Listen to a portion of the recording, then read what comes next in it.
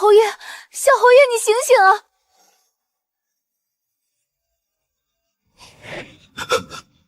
你谁啊？这是哪儿？我不是在家睡觉吗？小侯爷，您可算醒了，都怪我们没控制好力度，差点让您死了。小侯爷，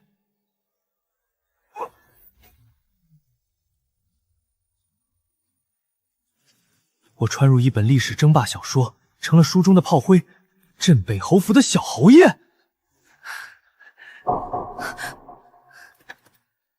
曹峰，你大胆！公主，你就从了我吧。调戏六公主，火烧聚贤楼，按照书中剧情发展，接下来我就要面临百官弹劾，全家被流放。小侯爷，快跑啊！您调戏六公主的事被揭举了，宫里来圣旨了。镇北侯世子曹峰何在？又来一个大美女。曹峰，内阁裴阁老弹劾你火烧聚贤楼，调戏六公主，陛下震怒，命我缉拿你下狱问罪。带走！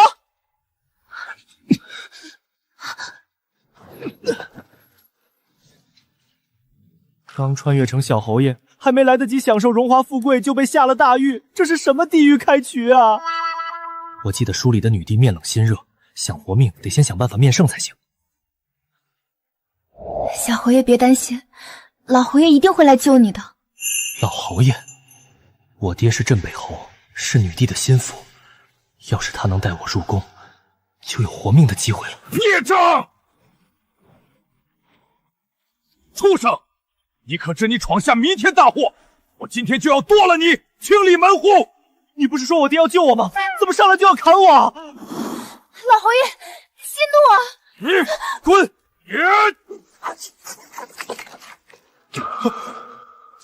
这是来真的啊！大爷的，刚穿越到王侯之家就被自己爹追着砍，这要是死了可就太丢人了，得赶紧说服他。孽畜，哪里走！今天老夫劈死你！爹，孩儿知错了，请爹恕罪啊！这孽畜往日嚣张跋扈，今天居然给我下跪道歉，他这是改邪归正了。不对劲儿，这小子肯定又在憋什么坏水。爹，糊涂不识字，有话好好说啊！孩儿知道以前混账，我以后一定改过自新，重新做人。重新做人？哼！3年前你当街纵马，撞断兴国侯尾骨，也说改过自新，结果没过3天就强抢民妇，你当老夫还信你？我以前这么嚣张？爹，孩儿知道以前顽劣不堪，但那是因为娘走得早，您又常年在边关，孩儿没人管束，这才做出了许多胡作非为的事情。孩儿命苦啊！孩儿要是有爹娘陪伴在身边，也不至于。住口！你娘还没死呢！你敢诅咒你娘，老夫劈死你！我操，我娘没死，刚穿越还没捋顺记忆，大意了。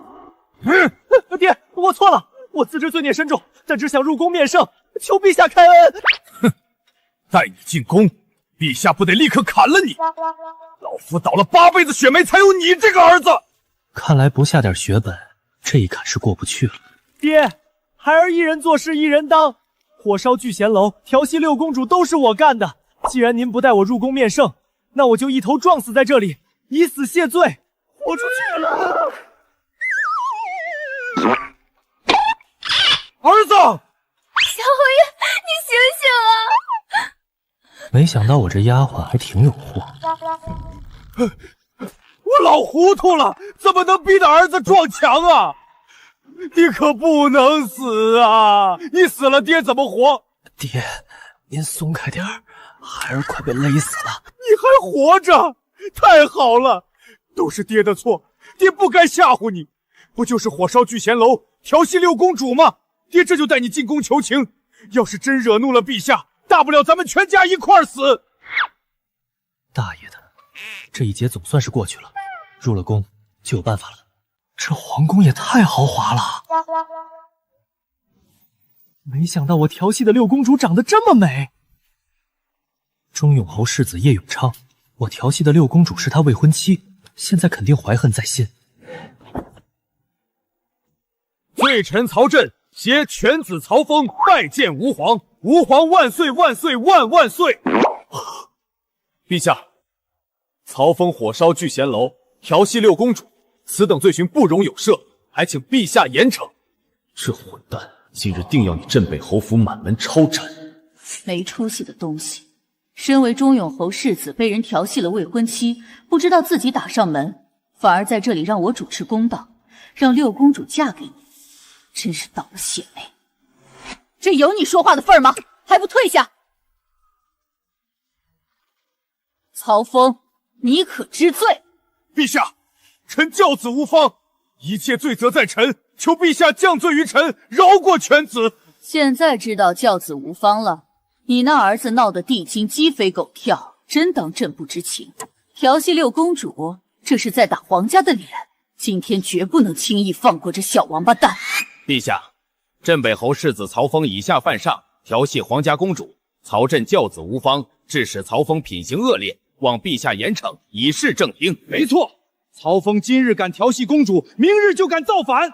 曹朕家风不正，如何领兵？求陛下罢他的官，全家斩首！陛下，臣冤枉啊！按照剧情发展，接下来女帝就要判处我全家流放，这是唯一能翻盘的机会，得赶紧抢占先机。曹峰，人证物证俱在，你有什么想说的？陛下，草民冤枉啊！草民火烧聚贤楼，实乃事出有因。这小王八蛋火烧聚贤楼，调戏六公主，证据确凿，这个时候还不夹着尾巴做人，还喊冤起来了。人证物证俱在，你何来冤枉？若是说不出个1、2、3来，那就是知错不改，罪加一等。这女帝不好糊弄啊！看来要是回答不好，别说流放，怕是要立刻全家人头落地。孽子，你胡说八道什么？还不赶紧认错！陛下，聚贤楼号称贤才汇聚之地，可那些所谓的贤才不过是沽名钓誉的废物，他们上不能御敌，下不能安民，贤才之名名不副实。放肆！恕子尔敢！你这粗鄙武夫，斗大的字不识一个，胆敢嘲笑我等！陛下，镇北侯世子辱骂我等朝廷大员，请陛下下降旨，诛杀此僚。陛下降旨！我骂你们是废物了吗？你们这么急着跳出来，是心虚了？你退下！这曹峰挺能说的，看来并非传言那般不堪，倒是比叶永昌强多了。曹峰，你再胡言乱语，就是死罪。陛下，草民并非胡言，聚贤楼的贤才们，除了吟诗作词，一无是处。曹峰，你粗鄙无知，连字都认不全，有什么资格评判我们？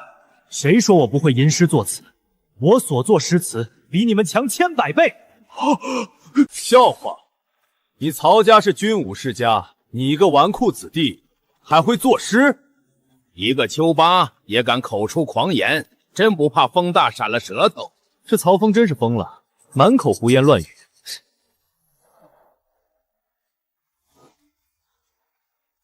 这曹峰莫非是藏主？你若真能作诗，就当堂作一首，证明自己。届时，朕可酌情赦免你的罪责。不过，可若是做不出来，那就是欺君之罪，可要想好了。陛下放心，我已经有了副稿。装腔作势，哼！一个不学无术的纨绔，我看你怎么死！老国公戎马一生，为大前出生入死，晚辈今日为老国公作词一首。就你这黄毛小子，字都认不全，给我作诗，怕是诚心想毁了我一世英名。醉里挑灯看剑，梦回吹角连营。800里分麾下炙，50弦翻塞外声。沙场秋点兵，马作的卢飞快，弓如霹雳弦惊。了却君王天下事，赢得生前身后名。可怜白发生。好事！了却君王天下事，赢得生前身后名。这说的就是老夫的一生啊！好事，当真是好事啊！如此精彩绝艳之词，当力压先贤。这小子能做出这么好的事，曹大傻子还能生出这么聪明的儿子。这是我那儿子做的，我该不会是在梦里吧？是真的，我儿居然会写诗。曹峰居然还有如此文采，他不是素来游手好闲吗？不可能，他怎么会做出这等足以流传千古的诗词？假的，肯定是假的。陛下，臣怀疑他是提前找人写好的。没错，这曹峰和我一样，都是豆大的字不识一个，怎么可能做出这等千古名篇？肯定是抄袭。叶永昌，你觉得大前谁能做出如此词句让我抄袭？曹峰，你为老国公做的诗，别人都不信，不如朕就出题再考你一次，也好打消旁人的怀疑。这有何难？还请陛下出题。这小子难道以前真在藏拙？那些恶名都是装的。陛下，不如让我来出题如何？小六想考考曹峰也好，免得旁人说朕偏袒他。曹峰，你就为六公主作诗一首吧。曹峰，你就以我为题，若能让我满意，我就请求陛下从轻发落你。我倒要看看你是不是有真才实学。以公主为题，六公主这一题出的刁钻，哪怕就算是名满天下的才子，也难以短时间内做出让六公主自己满意的诗词。这小子自诩文采过人，这下看他还怎么嚣张。曹峰，做不出来你就死定了。区区一首诗，这有何难？听好了，云想衣裳花想容，春风拂槛露华浓。若非群玉山头见，会向瑶台月下逢。他真做出来了。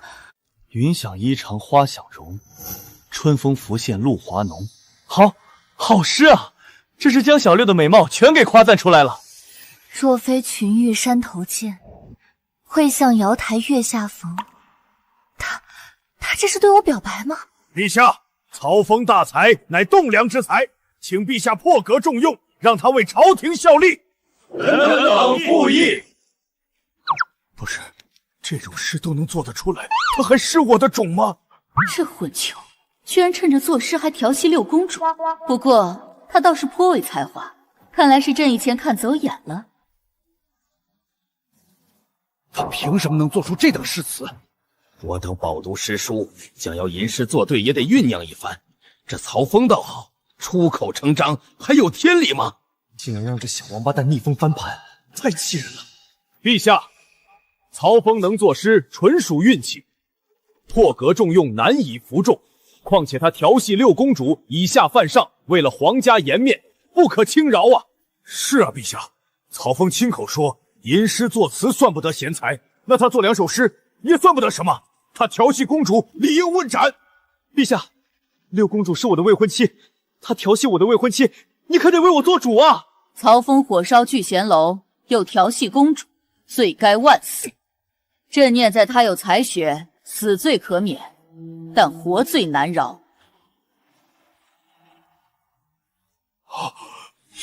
朕决定，曹峰报800里加急，辽州节度府黑谷等13部胡人叛乱，辽阳沦陷。什么？陛下，胡人黑谷等13部起兵5万，突袭节度使李使君，李使君力战而亡，辽阳沦陷。杀我大前节度使，胡人太嚣张了！陛下，胡人叛乱，陷我城池，屠我百姓，老臣愿领兵出征，荡平叛乱。陛下，胡人叛乱事出有因，贸然讨伐，劳民伤财，不如以安抚为主。安抚？每次镇压后都安抚，可胡人转头就反，这次不讨伐，朝廷颜面何在？杀戮太多，有伤天和。放你娘的狗屁！那是胡人没杀到你家里，你有辱斯文，有辱斯文！够了！胡人畏威而不怀德，一再反叛，是可忍孰不可忍。朕决意出兵讨伐，以安天下。诸位爱卿可有良策？陛下，胡人无非仰仗骑兵犀利，只需坚壁清野，依托城池，即可大败胡人。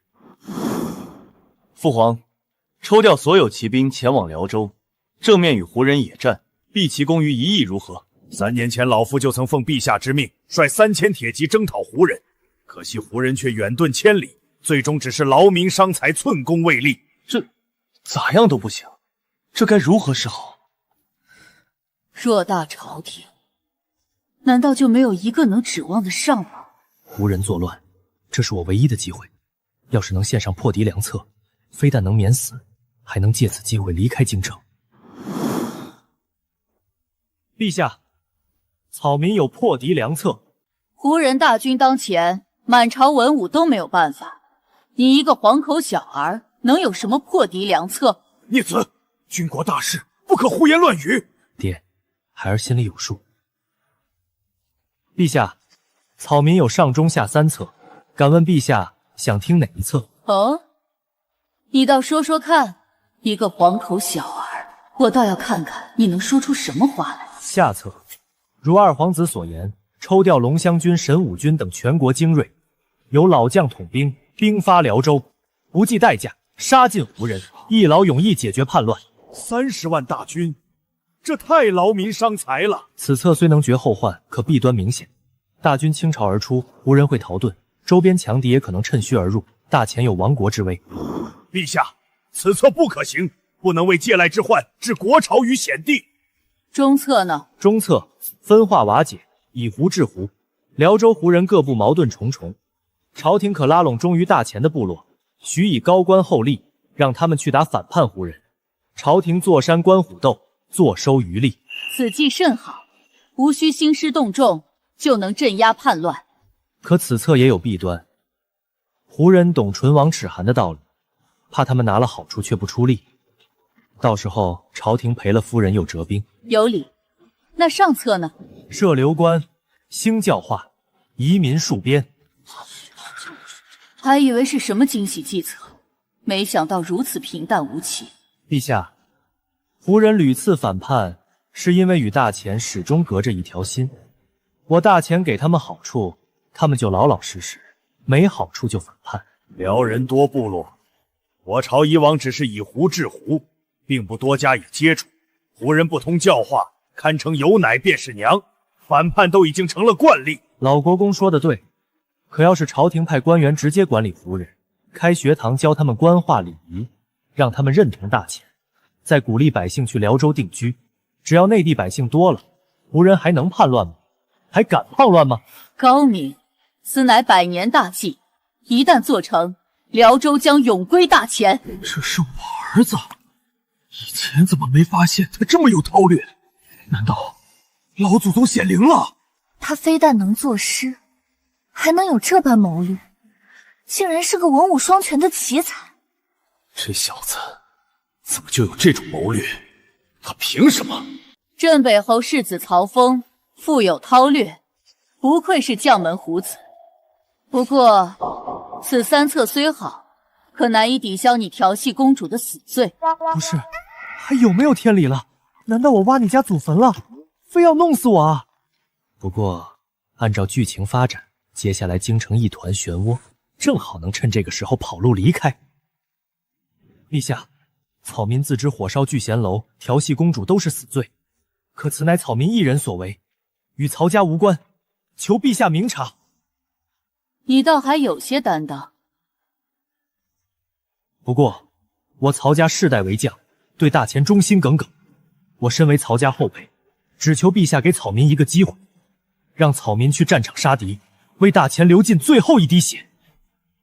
陛下，打虎亲兄弟，上阵父子兵，求陛下给犬子一个机会，老臣愿与他一起赴辽州平叛。父皇，曹家满门忠烈，求父皇给曹峰一个戴罪立功的机会。陛下，求您成全。去战场也好，刀剑无眼，正好让他死在战场上。陛下，那就给曹峰一个战死的机会。这小子想让我死在战场，想得挺美。只要出了地京，我就能天高任鸟飞。真逼急我了，大不了落草成寇，起兵造反。曹峰，既然你愿去战场杀敌，朕心甚慰。传旨，赦免曹峰死罪，命镇北世子曹峰为大前辽州军正九品任勇校尉，戴罪立功。谢陛下不杀之恩。你要记住，什么时候累功至云辉将军再回地京，若不能，就为大秦戍边，一辈子不得踏足地京半步。是。至此，总算是可以离开京城，谁也管不了我了。大敌当前，连曹峰这个败家子都有魄力提3尺剑而战，朕又岂能退缩？你说就说，还贬低我一顿干嘛？辽州胡人屡次叛乱，罪不可恕。镇国公李信，朕任命你为辽州平叛主帅，神武军、龙翔军、青州军、幽州军、辽州军及辽州胡人各部，尽归你节制。老臣领旨。定武侯、东川侯、镇东侯，你们3人为平叛副帅，归镇国公节制。臣等遵旨。若有人畏战不前，临阵脱逃，你可先斩后奏。老臣领旨。此番大军平叛后，便在辽州设刘关新学堂，教化胡人，使边境永宁。是。这狗女帝采用了我的计策，居然不赏赐，真小气。退朝。这一劫总算是过了。你这孽畜，以前是爹误会你了，老夫还真以为你是扶不上墙的烂泥，没想到你智勇双全，有宰相风范，不愧是我老曹家的种，给老曹家长脸。要点脸吧，真会给自己脸上贴金，还不是靠我急中生智。爹您轻点儿。走，你今日立了功，又免了死罪，爹要摆宴席庆贺。爹，宴席就算了，咱们这次被针对，就是因为风头太盛，还是低调点好。你说的对，爹听你的。儿子，要不爹去把醉香楼你最喜欢的玉书姑娘喊到别院，咱爷儿俩放松放松。难怪我不学无术，感情是上梁不正下梁歪。爹，这是皇宫，您声音小点儿。怕什么？老夫行得端，坐得正，谁敢乱嚼舌根，老子劈死他！走走走。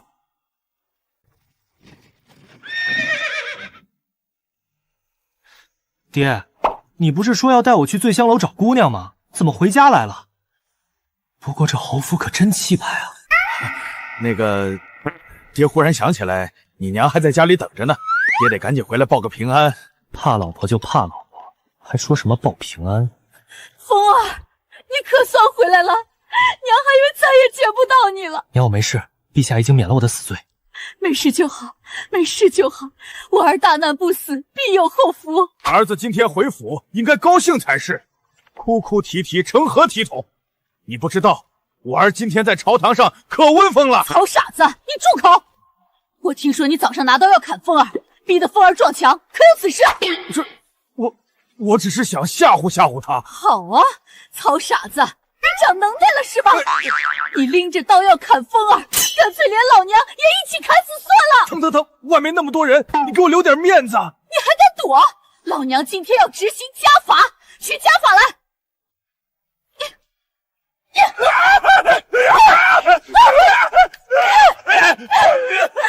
没想到我这老爹竟然如此怕老婆。娘，有吃的没？孩儿肚子饿了。饿了，娘这就去给你做饭。曹傻子，晚上再收拾。哎，我这夫人简直跟母老虎似的，还是醉香楼的姑娘温柔体贴啊。儿子，你吃这个，再尝尝这个。娘，太多了。没事儿，多吃点儿。看你都饿瘦了。这都是我留给儿子的，想吃自己去醉香楼去。夫人，你看你说的这是啥话？我老曹是会去那种烟花之地的人吗？况且咱儿子不也去了吗？你怎么光说我不说他？还敢顶嘴，自己执行家法。这儿子还在呢，你给我留点面子呗。去就去。哼，500个，一个都不能少。儿子，你快吃。这日子真是没法过了。若非群玉山头见，会向瑶台月下逢。这可是一首情诗，难道曹峰喜欢我才会调戏我吗？他能文能武，确实是比叶永昌强多了。可惜他已经有未婚妻了。幽兰，你真打算和曹峰退婚？父亲，实不相瞒，女儿倾慕我大前第一贤才梁文博。梁公子玉树临风，文采斐然，还得到了六皇子的赏识，不日就将飞黄腾达。至于那曹峰，顽劣不堪，怎能配得上我？幽兰，你有所不知，这曹峰并非你说的那么不堪。今日他在朝堂吟诗作对，还提出平湖3策，连陛下都夸他。爹，女儿对他曹峰知根知底，此子斗大的自不识一个，能吟诗作对绝对是无稽之谈。至于平湖之策，恐怕是从哪儿听来的。父亲，孩儿我意已决，您就不要再劝我。也罢，为父就听你一回，指望你不要后悔。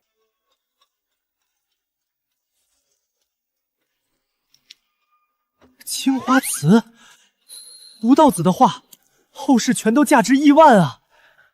这就是暴富的感觉吗？真是太爽了！少爷，我对不起您。老爷拎着刀去飞香楼时，我没来得及报信。起来吧，不怪你。少爷这是变性子了，居然不打骂我。喜顺，我以前对你不好，以后我改过自新，不会再打骂你了。少爷，行了，赶紧带我逛逛侯府，这以后可都我的财产啊！贺瘸子，你今天怎么有暇来找我？该不会是商量我儿与幽兰俩的婚事吧？曹伯父，我此番是为解除与世子曹峰的婚约而来，还请曹伯父成全。贺瘸子，你什么意思？曹大哥，幽兰不喜曹峰，强扭的瓜不甜。你个忘恩负义的狗东西！当初要不是我爹，你早死在乱军之中了。现在看我曹家不如往日，就来落井下石。你个忘恩负义的狗东西！谁又招惹我那暴躁老爹了？好漂亮的美人！西顺，客厅那姑娘是谁啊？可曾婚配？少爷您忘了，这是平乐侯贺胜贺侯爷的掌上明珠贺幽兰姑娘，也是您的未婚妻啊。啥？这是我老婆！老天爷待我不薄啊！不仅让我生在王侯之家，还给我许配了一位美若天仙的未婚妻。既然是老丈人和未婚妻来了，我得去招待招待。等等，刚才老爹好像说什么退婚。贺瘸子，就算是要解除婚约，也是我镇北侯府去你家退婚，还轮不到你们上门。曹伯父，曹峰顽劣不堪，文不成武不就，我一向厌恶他。如今他要发配辽州，能不能活着回来都不好说，我岂能等他一辈子？真是来退婚的，好啊，居然还嫌弃我，不就是长得好看点吗？真把自己当根葱了。风儿，你怎么来了？是爹无能，但凡爹权势滔天，都不至于让他们如此羞辱。曹贤侄，你来的正好。你和我家幽兰向来不般配，你劝劝你爹，和和气气的将这婚约解除了，以免我们两家伤了和气。曹峰，我知道你对外宣称说非我不娶，可你却知……完了，儿子被刺激的发疯了。你长得这么丑，我要是娶了你这么一个丑八怪，都恶心的下不去嘴。你竟然敢说我丑！想退婚可以，但订婚聘礼悉数退还，另外还要赔偿我镇北侯府3万两名誉损失费。我可是帝京8美之一，你居然敢说我是丑八怪，还想让我给你赔偿？怎么拿不出来？连3万两都没有，还说什么侯府？真不够丢人的。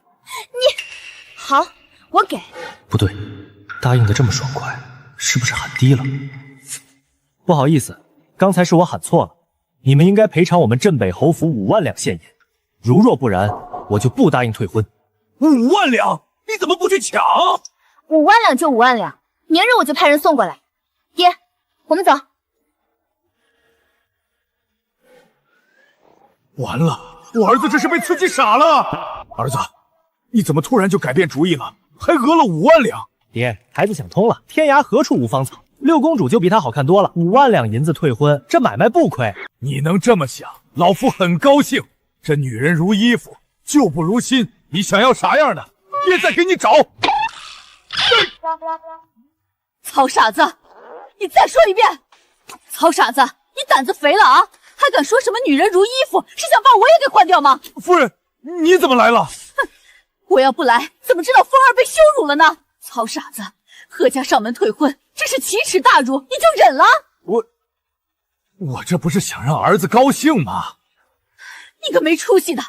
我儿子要是娶不到好媳妇儿，我饶不了你！娘，退婚是我同意的，不怪爹。贺幽兰配不上我，5万两银子咱们拿着，以后我再找更好的。我儿说的对，那贺幽兰没福气。谢谢娘。哎，我这家庭地位啊，不如狗啊。少爷，我伺候您更衣。香莲，少爷我昨丢了一块玉佩，你看到了吗？少爷，我没看到。这万恶的旧时黑，我可太喜欢了。少爷，平乐侯府把银子送来了，5万两，全是现银。真送来了，走，瞧瞧去。发财了，以后少爷也是有钱人了。孽子，你还笑得出来？人家这是拿银子将咱们镇北侯府的脸往地上踩呢。老夫怎么就生了你这么一个玩意儿？曹傻子，你敢动风儿一根手指头试试？你就惯着他吧。只要我儿高兴，咋样都行。爹娘，你们不要动怒，其实退婚对咱们是好事。你们想想啊，10大军侯抱团，陛下早有忌惮。现在咱们和贺家撕破脸，反而能让陛下放心，说不定啊，陛下正高兴着呢。我儿说的对，没想到你还有这样的见解。不是说我儿不学无术吗？他这样的见地，你能有吗？哼，这些银子娘先帮你存着，留下1万两日常开销，2万两拿去买良田，余下的全部存钱庄，给你娶媳妇用。娘，这银子是我讹来的，该归我支配。正好我马上要去辽州，身边得有银子打点。你要多少？全部，我要招募亲兵，采买物资。这么多，都拿去！我儿可是要打仗的，就该全拿去采买，不够再问娘要。娘还有几万两的私房钱呢。谢谢娘。对自己儿子那么大方，我衣服都破了，也不舍得给我买一套新的。你还敢说？刚才你说女人如衣服，我还没跟你算账呢。走，进屋执行家法。夫人饶命啊！我再也不敢了。少爷，咱们现在有钱了，去醉香楼庆祝一下。听说新来了一个姑娘，吹拉弹唱样样精通。庆祝个屁！以后少带我去那些不三不四的地方。少爷，我都被你带坏了。哼！以前不都是你要去的吗？少爷，你等等我啊！少爷，咱们来这儿干嘛？大军马上就要去开伐辽州，少爷我赶紧采买物资。走，跟少爷我去买一点金疮药。掌柜的，小侯爷饶命啊！我上有8世老母，下有3岁小孩还要照顾。我就是来买金疮药，你跪我干嘛？真是来买东西的。我以前是有多嚣张跋扈啊，连去个店铺都让人如此惧怕。我们少爷说了是买，废什么话？赶紧把你店里的金疮药都拿出来！这小子在我面前那么温顺，出去这么嚣张，这不是败坏我名声吗？给老子闭嘴！掌柜的，我买金疮药，按价付钱。真的？本少爷说话什么时候作假过？喜顺，给银子。什么银子？少爷，咱们出门从没带过银子。你将老子的话当耳旁风了，赶紧回去取银。掌柜的，我已经改过自新了，你这里的药材我全包了。真的？那感情好，小侯爷，咱里面请。少爷，西域狐女要不要？乖巧听话，只要10两银。滚开！别当小侯爷的道。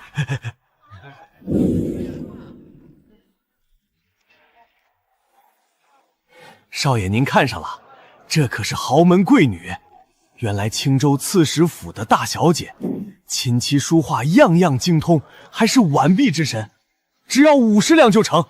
青州刺史写反诗被抄家，女眷都贬为奴隶了。刺史府的大小姐能识文断字，买回去倒是能当个秘书。熙顺，咱们要是买回去有麻烦吗？少爷放心，青州刺史已经被抄家问斩，没有任何麻烦。这么漂亮的小美人儿，可得带回去尝尝滋味。40两，我要了。这不是三爷吗？他要是买回去，这小美人不得被玩死啊！可惜了，多谢三爷捧场。慢着，这女人我要了，50两我出。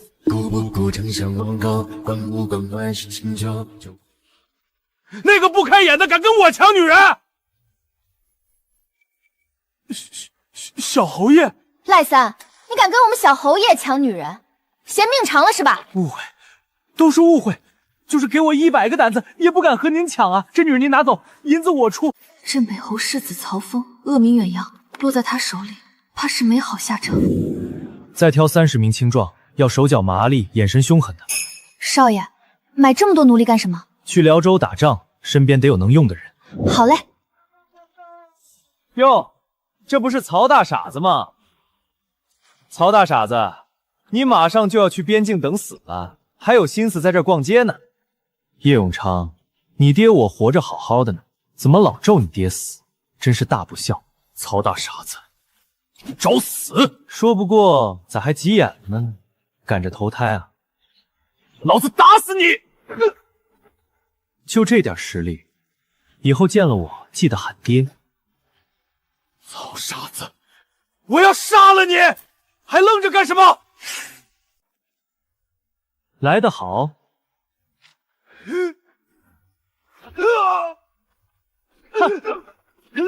我打！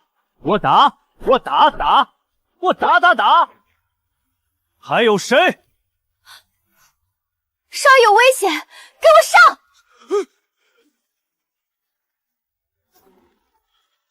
为什么光打我？少爷，我来助你！头，他们都打起来了，咱们还不去阻拦吗？这些都是将门之后，咱们这小身板何必自找不快？可是，别可是了，喝茶去。等他们打完，咱们再过去洗地。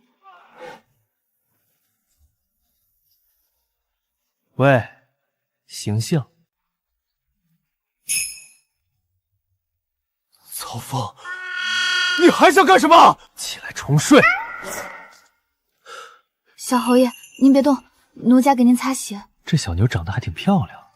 小侯爷，你看我干什么？李宁儿是吧？你以前是刺史府大小姐，会识字写字吗？回小侯爷，略懂一些。以后你不用干粗活，跟着我当秘书。小侯爷，放心，我暂时没吃窝边草的习惯。不过你要是主动钻我被窝，另当别论。小侯爷看起来言语无装，但也不像外界说的那么不堪。少爷，买来的人都已经安顿下来了。办得不错，告诉他们，今天出手的少爷我都重重有赏。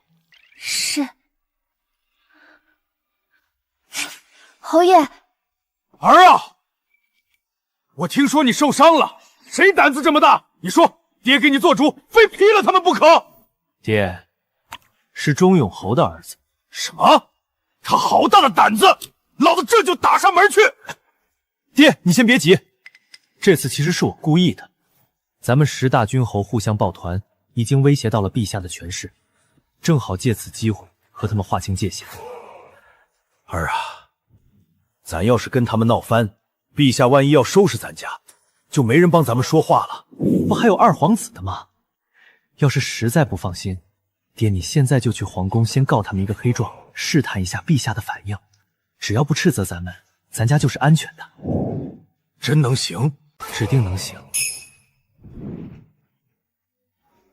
去他大爷的！老早看不顺眼钟永侯了，我这就去宫里告状。这曹振是吃错药了，居然真同意了平乐侯的退婚，这不是他性格啊！陛下您有所不知，曹侯爷知道贺家要退婚的时候，本来是当场破口大骂，差点都动手打人了。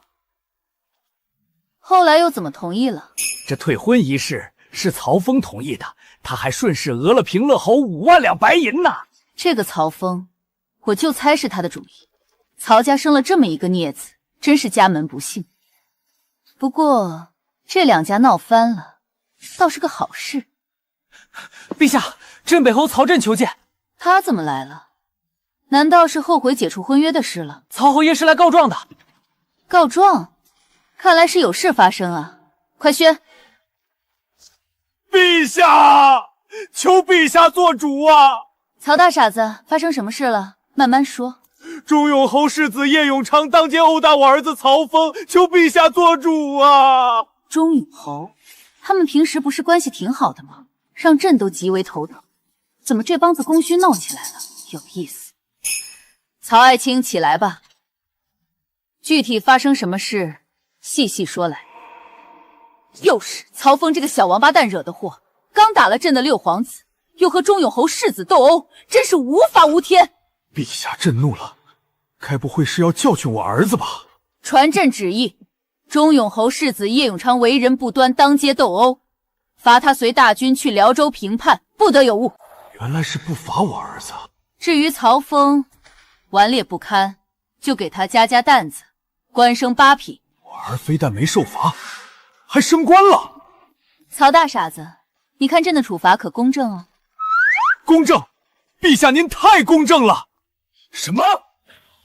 我被曹峰打了，陛下罚我随军平叛，却给曹峰升官，这还有没有天理？有没有王法了？曹振那狗东西去陛下那里恶人先告状，咱们吃了一个哑巴亏。曹峰，这事老子和你没完！你刚才说曹峰打了叶永昌一顿，还和贺幽兰退婚了，先调戏我，又为我写诗，现在又暴打叶永昌，和他未婚妻退婚，难道真是喜欢我？公主，公主，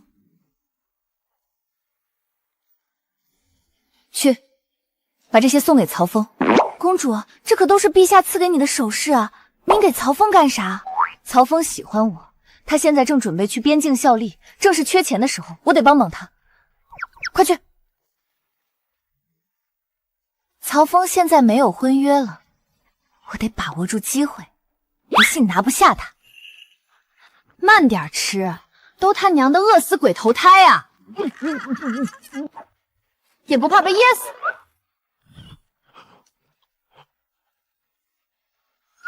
少爷，这些人上战场真能有用。少爷，我给了他们活命的机会，他们想吃饱饭，好好活下去，自然得靠我。记得好好操练，等去了辽州，这都是我的亲兵。放心吧，少爷。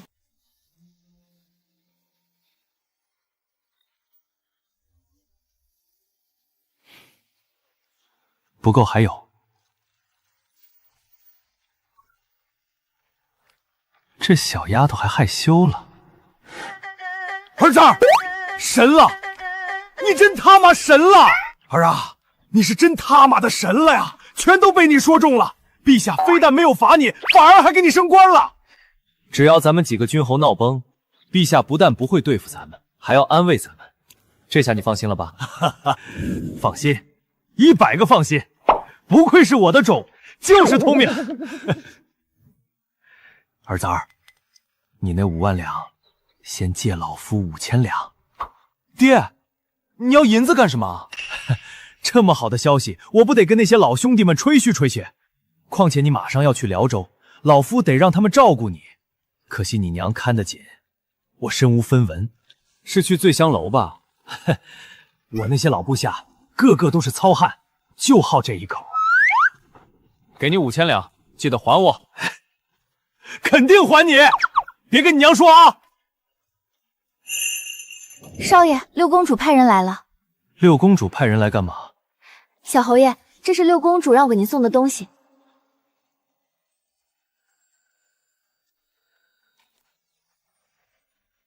这么多首饰，至少价值上万两。六公主脑子被门挤了？我调戏她，她居然还送我东西。这位公主该不会是喜欢上我了吧？东西我收下了，告诉六公主，就说我很喜欢。是。果然，如我这般英俊的人，到哪都吃得开，连六公主都开始给我送东西了。喜顺，你说是不是？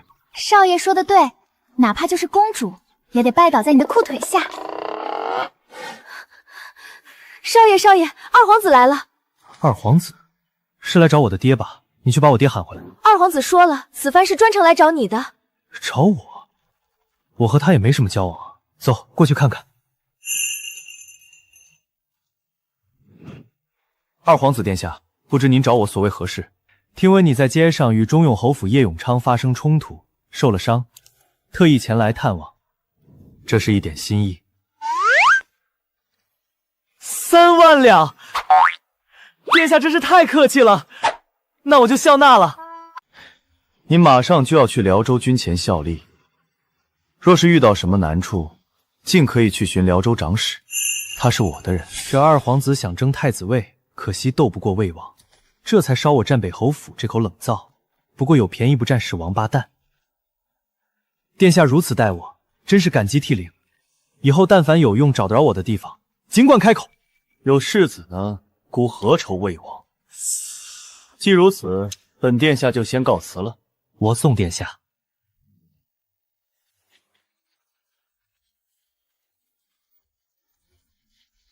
儿啊，你此去辽州，我这个当爹的也没什么好帮你的。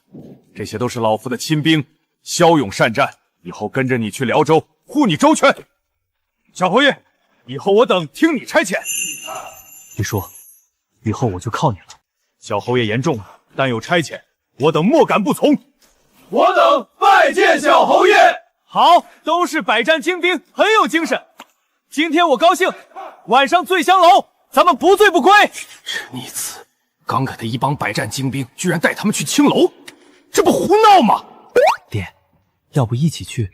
醉香楼的玉淑姑娘，我已经约好了，咱们现在去放松放松。什么？那还等什么？赶紧去！爹，这天还没黑呢，没必要这么早去青楼。哎呀，你懂什么？醉香楼在京城可是一座难求，去的晚了，好姑娘都被人挑走了。走走走，我换身衣服就出发，别耽误时间。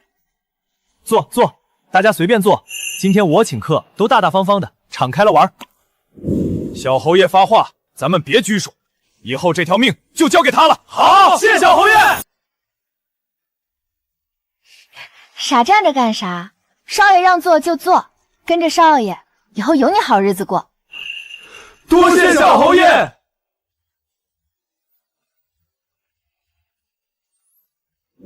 大家都别客气。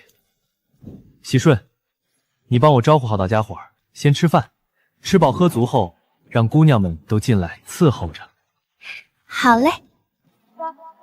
哎呀，爹，你这好歹把门关上，简直有辱斯文。这要督察院那帮人瞧见，不知道怎么弹劾你。怕个屁！他们敢弹劾老夫，老夫就带人砸了他们的大门。真是没眼看。对了，儿，有个事儿忘了，进屋里，老夫给你看个大宝贝。宝贝？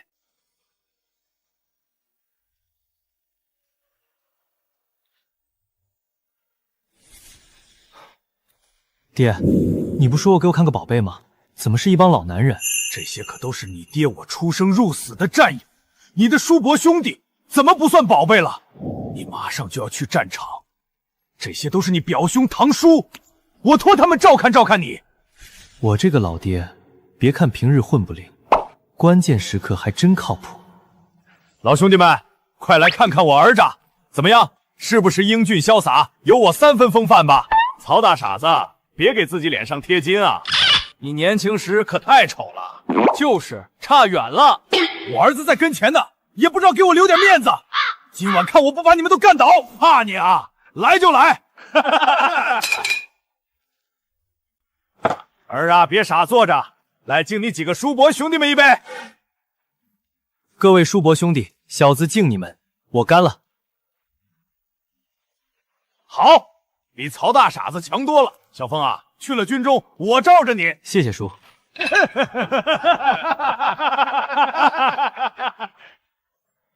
儿子，辽州军9疏战阵，战斗力不行，你去了要小心，别被当成炮灰。放心吧，爹，我明白，辽州战乱非是等闲。不过远离帝京的是非之地，就是海阔凭鱼跃，天高任鸟飞。到那时，就谁也管不住我了。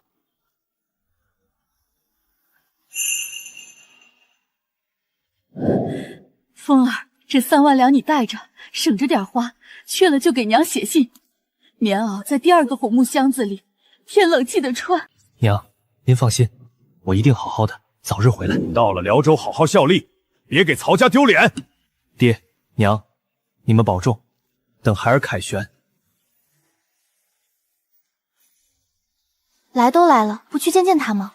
不见了，他对我情根深重，此时见他只会让他心生牵挂，不如默默牵挂，等着他平安归来。我怎么一点都没看出曹峰牵挂的样子，反倒公主你都已经牵肠挂肚了。这不是镇北侯家的世子曹峰吗？他也配打仗？敢骂我们这些贤才是废物，遭报应了吧？死在辽州才好。我看到了辽州，怕不是要被胡人吓尿裤子。我此次奉皇命去军前效力，乃是保境安民。你们一群手无缚鸡之力的无能之辈，有什么资格嘲讽我曹峰？曹峰，你休要在这里逞口舌之力！辽州战场兵凶战危，你去了只怕离死不远了。依我看，该提前准备好棺材，以备不时之需才行啊。你们敢诅咒我少爷，我撕烂你们的嘴！无需跟他们一般见识。出发！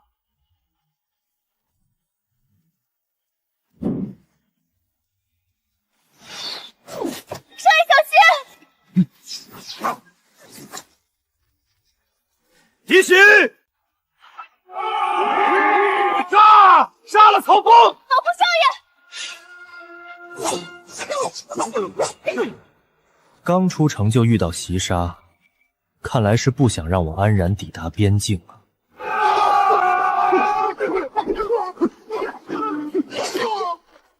小侯爷，我们来帮你。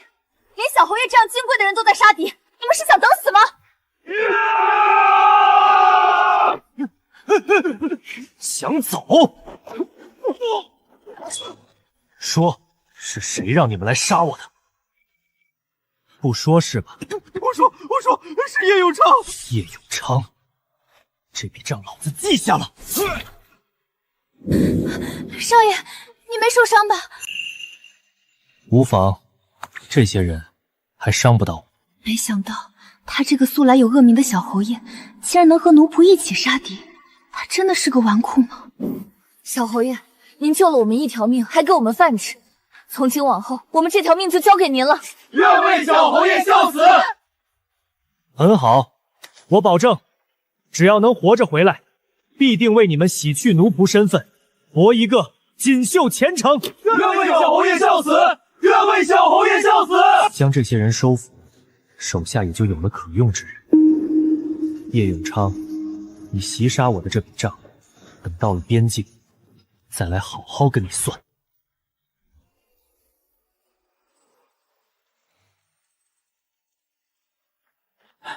小侯爷，我们驻地周围发现了几个鬼鬼祟祟的人，在外面窥探。少爷，我带人去打跑他们。你一个丫头，怎么一天天的就知道打打杀杀？有多少人？搞清楚他们的身份了吗？只有2个，看行为举止像是军中的人，要么是叶永昌派来的，要么是魏王派来的。看来是盯梢的，后续肯定会有动作。少爷，咱们带着粮草辎重，如若那些人对我们不利，光靠咱们这些人马，恐怕挡不住啊。若是超过100人，我们只能护着小侯爷您冲出去，其他的人则是顾不上了。只有千日当贼，没有千日防贼的道理。现在有人盯上了咱们必须要想办法将幕后之人揪出来，才能一劳永逸地解决问题。你暗中派人盯着，谁敢闯进来，全部砍了。是。少爷，要不我带着你跑吧，外面太危险了，远不如地境安全。咱们去醉香楼找女人不好吗？跑什么跑？好不容易出来了，就这么灰溜溜回去，不得被人笑话死？况且，我曹峰也不是谁都能惹的。通知下去，所有人保持警惕，准备好武器，不管是谁想对付我们，都要付出代价。是。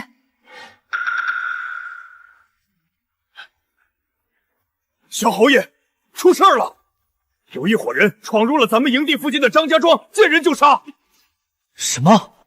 难怪会有人盯梢，原来他们是想闯进村子杀人，好栽赃陷害我们。一群畜生，为了陷害我，竟然肆意屠戮一个村子的百姓。小侯爷，我现在就带人将这帮畜生全杀了。不用，这帮人要陷害咱们，肯定会马上过来找我们，这样他们才将戏做圈套。那我们该怎么办？将计就计。你立即拿我的拜帖去找龙翔军飞骑营指挥使周正义，他是我父亲的同袍兄弟，就说我们遇到了一股流寇屠戮百姓，请求他出兵清剿。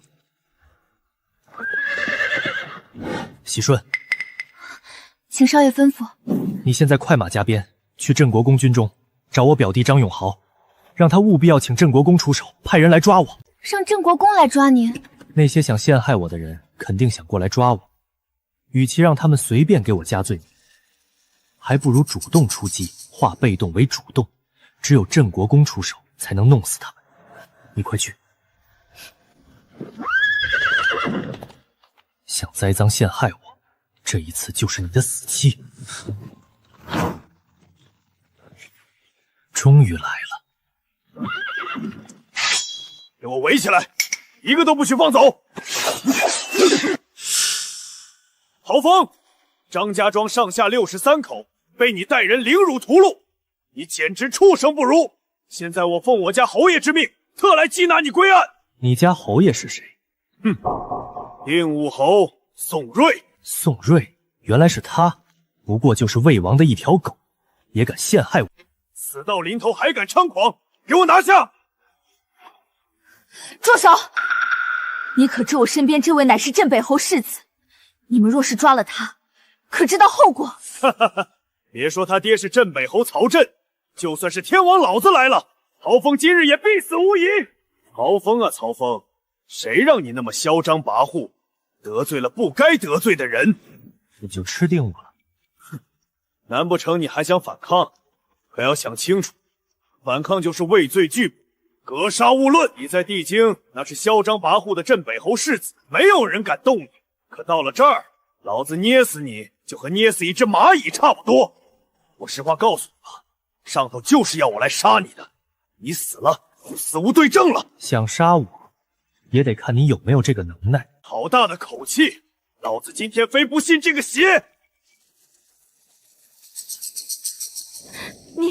你不许碰我家小侯爷！哼！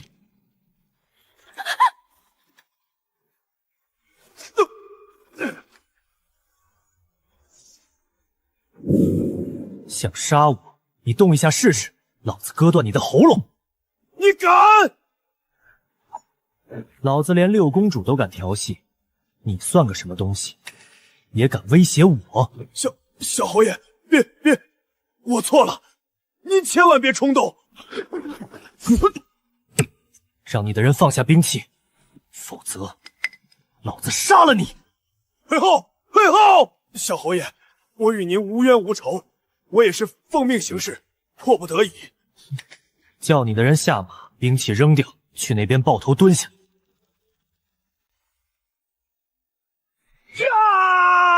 没听到吗？你们耳朵聋了！听小侯爷的，下马，扔掉兵器，去蹲下。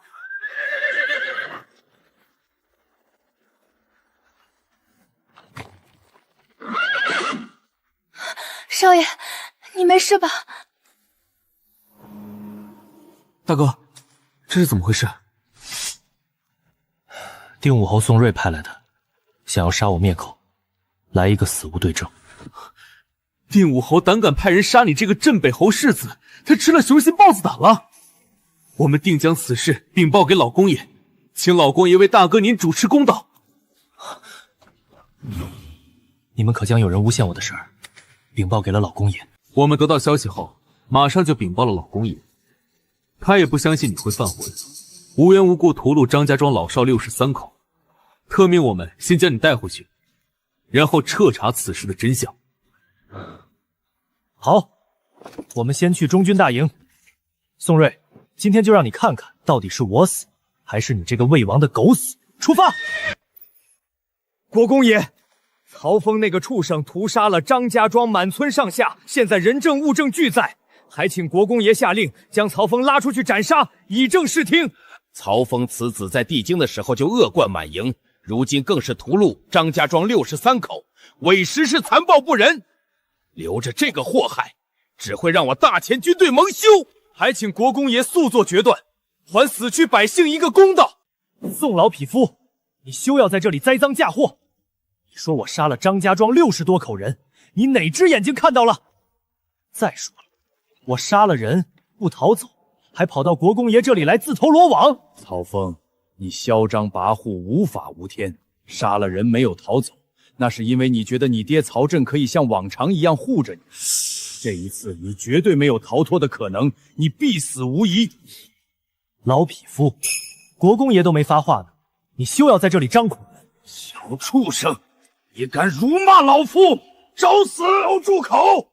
此地是中军大政，吵吵嚷嚷，成何体统？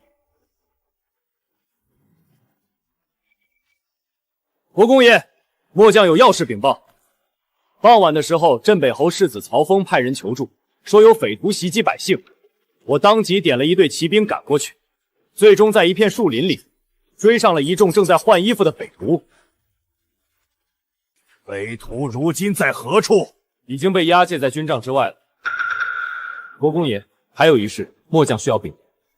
我们抓住的这一股匪徒，并非一般的山贼流寇，他们均是神武军中的军兵。不会吧？神武军的人？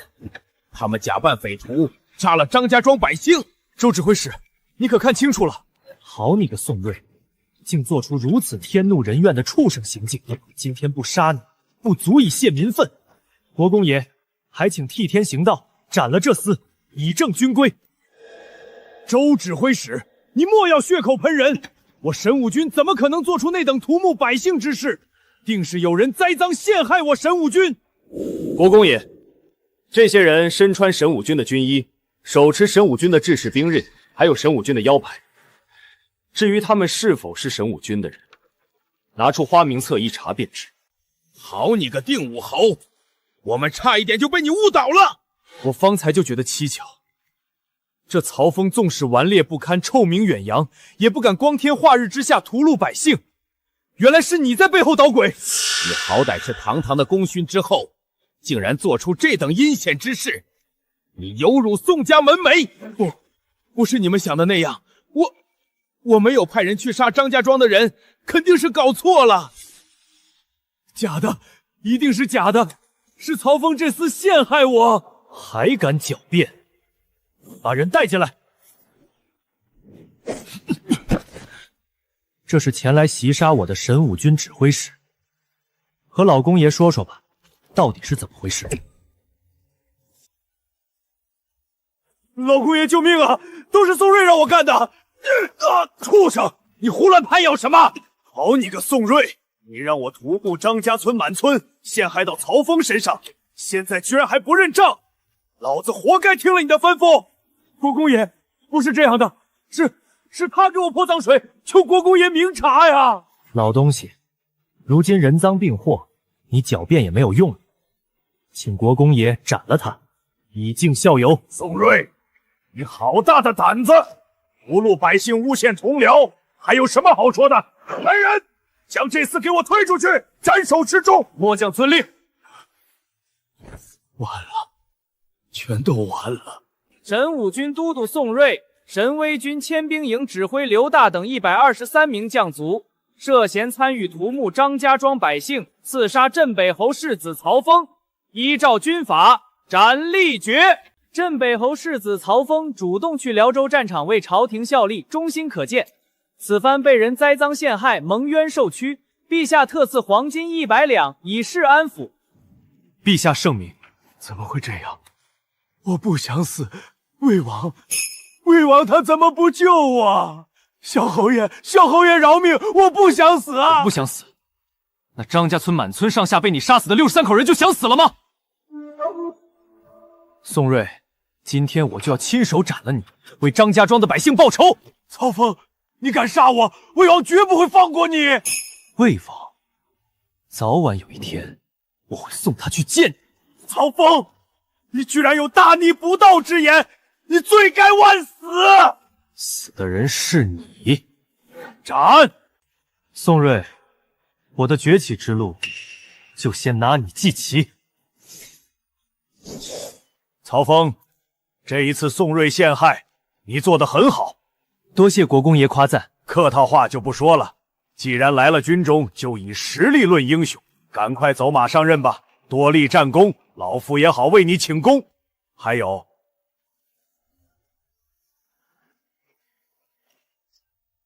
你是我看好的后辈，在军中要是再遇到这样的事，尽管来找我。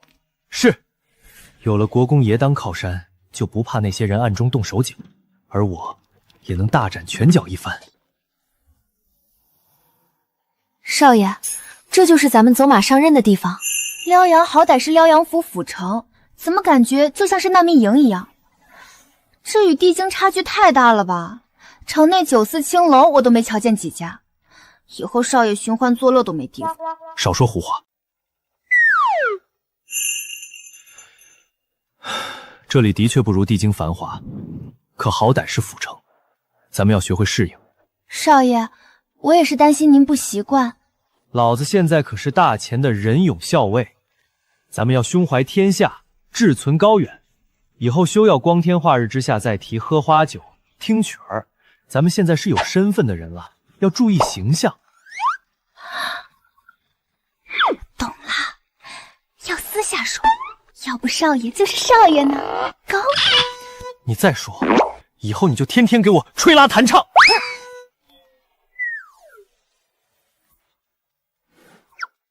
我去见见这辽阳的中郎将周元。哎呀，果然是虎父无犬子呀！小侯爷威武英俊，一表人才。周镇将高赞了，我这次来辽阳还要托镇将照顾才是。曹侯爷坐镇并州，让金帐汗国的胡人不敢往南一步，我佩服得紧。这一次小侯爷你到我们辽阳军阵来磨练，那是我的荣幸。我爹常说周镇将骁勇善战，是辽州军有名的悍将。我初来乍到，人生地不熟，以后怕是要常叨扰镇将。小侯爷，你太客气了。你放心，以后在山字营遇到什么难处，尽管来找我。你先去找山字营指挥使卢聪，带你去兵营瞧瞧。镇将，那我就告辞了。下官山字营曹峰，见过卢指挥使。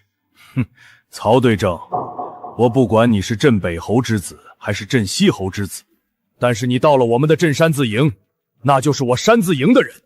是龙你得盘着，是虎你得卧着。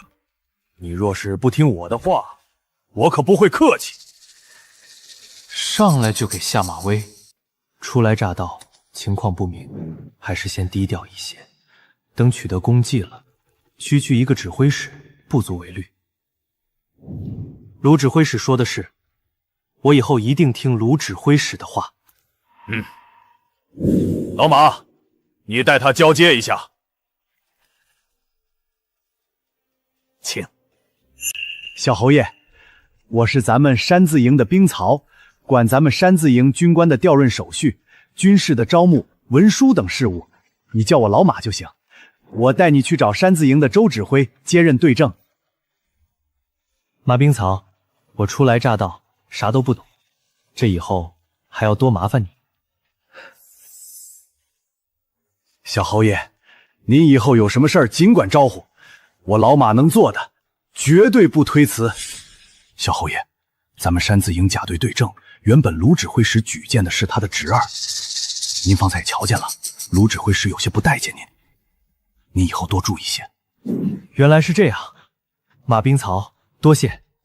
回头等我安顿下来，请你喝酒。小侯爷，卢指挥使是咱们辽阳府卢家的人，他还有一个大伯在辽州军担任副将呢。我看回头还是找个机会请卢指挥使吃一顿酒，避免以后卢指挥使找麻烦。这卢聪一看就不是什么聪明人，我好歹是地京来的镇北侯世子，他这么意气用事给我下马威，我也没必要热脸去贴人家的冷屁股。你们这帮混账东西，老子说过多少次了，兵营重地不许赌钱，你们将老子的话当耳旁风了啊！难怪胡人作乱，朝廷需要千里迢迢调集龙岩军、神武军平叛，这辽州军当真是武备松弛，不堪大用。曹队正，让你见笑了，这帮家伙疏于管教，这才将兵营搞得乌烟瘴气。好在你来了，这以后就交给你了。他以后就是你们甲队的队正了。镇北侯世子，怎么跑咱们这里当队正了？该不会是来镀金的吧？我看80%是，在咱们这儿待几天，积攒一些经历和功劳，说不定过几天就能升任指挥使了呢。咱们几个月没发饷，都喝西北风了，我看他也待不了多久，还是得过且过吧。曹队正，情况就是这么个情况，你看着办吧。如果没有别的事儿，我就先回去了。给我站起来，列队集合！曹小侯爷，咱们这不都见过面了吗？周指挥都走了，这列队集合干啥呀？您还是赶紧回城里去吧，咱们这儿地方又破又窄，可没您住的地方。是啊，我奉劝你在别的地儿捞军功去吧。咱们这2年人死了不少，可一场胜仗没打过。您想在这里捞军功镀金，怕是要竹篮打水一场空。我告诉你们，我们少爷到辽州军可不是来捞军功镀金的，而是为保境安民而来，是为报效朝廷而来。见过胡人吗？还保境安民？我第一次见保境安民还带个丫鬟，胡人骑马冲来，这小侯爷怕是要吓得尿裤子。再说一遍，列队集合，违抗军令者，杀无赦。师长、武长出列。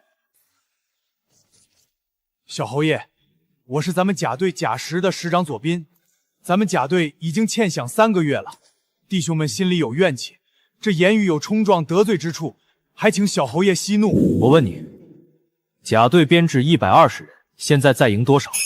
回大人，仅77人，其余要么吃空饷，要么常年不来。其他5长、10长呢？他们都不待在营里。好得很啊，左斌，我现在任命你为咱们甲队的代理队副。小侯爷，这可使不得，咱们甲队是有队副的，只是生病没有来，我这代理队副不合适。这什么病半年都好不了啊？按照我大前军律，病假最长3个月，这半年不来，革职除名。现在你代理队副，你干得好，回头我给上铺请示，让你当正式的队副。你立即派人去通知那些没有在营里的人，限令他们3日内归队，否则一律革职除名。我曹峰奉旨任甲队队正，今日起整顿军纪，补发粮饷，但辞不掌兵，不服者军法处置。发粮饷？你说得轻巧，卢指挥使压着饷银不发，你有本事要回来。哼，你要是能发下来粮饷，我们就听你的。饷银我自会去要，但现在先算你们的账。刚才嬉笑喧哗、藐视上官者，出列。藐视上官，按军法杖责20，剩下逃兵每人20军棍，再有下次斩立决。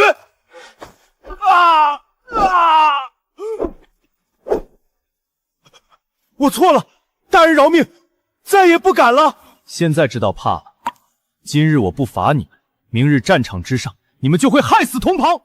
左斌，跟我去指挥使官署讨要粮饷，敢克扣咱们的粮饷，我倒要看看他们的脑袋有多硬。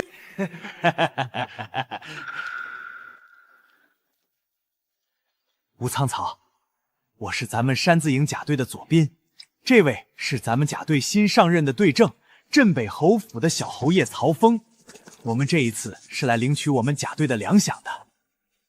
你是新来的，空手领个屁的粮饷？没有。吴苍草这话是什么意思？咱们这儿的规矩，左手3成回扣，谁来都一样。吴苍草，您通融一下，我们实在是没有钱啊！这再没有粮饷，兄弟们闹起来，上头怪罪，您也不好办啊！用上头压我？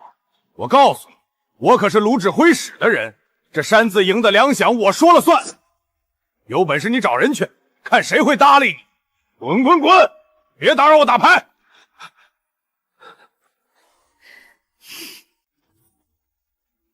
你可知定武侯宋睿？知道，怎么了？你想说你是他的人，他都死了，提他不好使。他也配当我的人？我想告诉你的是，宋睿之前陷害我，被我拉下马斩首抄家，而你，一个小小苍草，也敢卡老子粮饷，你有几颗脑袋够砍？你敢威胁我？老子今天就威胁你了。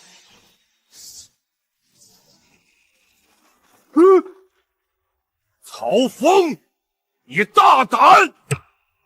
你才大胆！身为苍曹参军，却克扣我甲队粮饷3个月之，你视我大前军法于无物吗？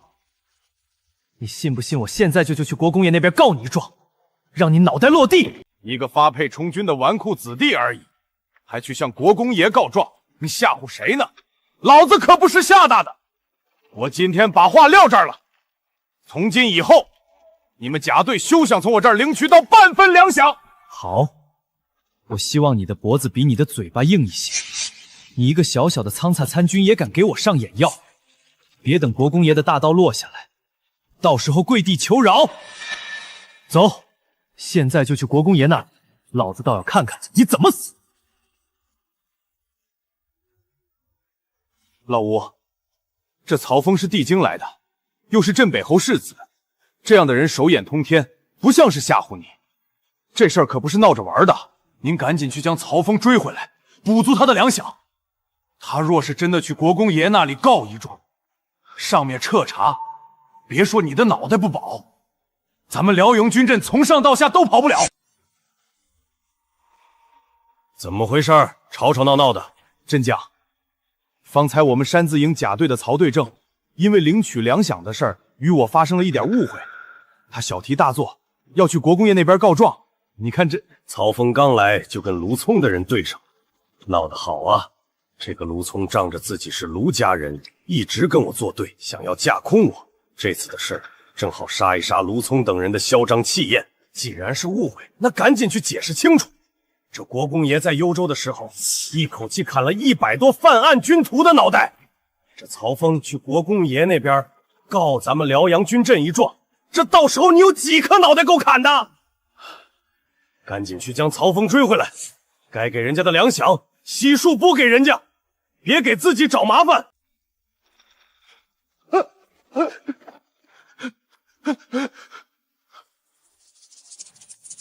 小侯爷，小侯爷，留步！小侯爷，哎呀，方才是一场误会，我这就派人将你们甲队拖欠的粮饷补齐。国公爷军务繁忙，这点小事咱们就不去惊扰国公爷他老人家了。吴苍草，你去地京打听打听，我们少爷连6公主都调戏过，现在依旧安然无恙。这一次到辽州军前效力，那也是陛下的旨意。你们为难少爷，就是违抗圣旨。到时候老侯爷参你们一本，你们兜得住吗？是，不敢。记住，再有下次，脑袋落地。小侯爷，您放心，这以后甲队的粮饷，我每月亲自给你们送过去。真要到粮饷了，连不可一世的吴苍草都对我们这么客客气气的。你和吴苍草交接一下，将属于咱们甲队的粮饷都拉回去。是，小侯爷，今后我左斌是死效忠于你，任凭差遣。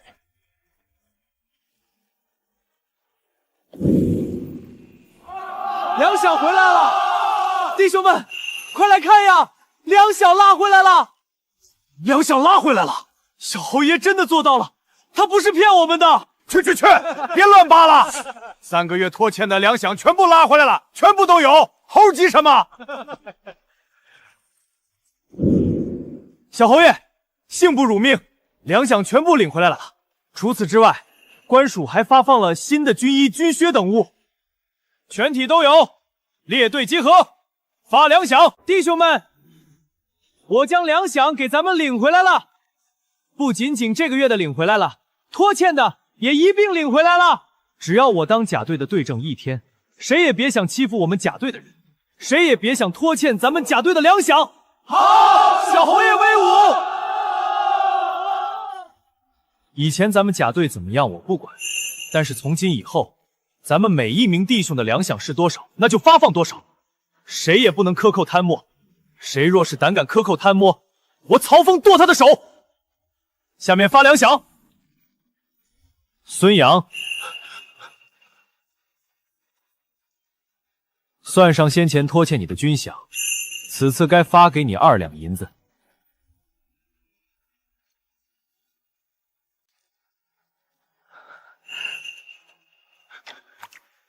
多谢少侯爷，多谢少侯爷，我给您磕头了。起来。我们以前虽素不相识，可以后你是我曹峰的人，有我曹峰一口吃，那就绝对不会让你们饿肚子。但同时，大家以后必须听我号令，谁不从，军法处置，绝不姑息。小侯爷，你给我们发饷，我们服你，以后你说啥，我们听啥。没错，哪怕就算是这条命交给小侯爷，我也愿意。很好，从今日起操练加倍，有我曹峰在，粮饷不会少，你们不会白死。日后立功，我为你们消奴籍，赎自由。愿追随小侯爷，赴汤蹈火，在所不辞。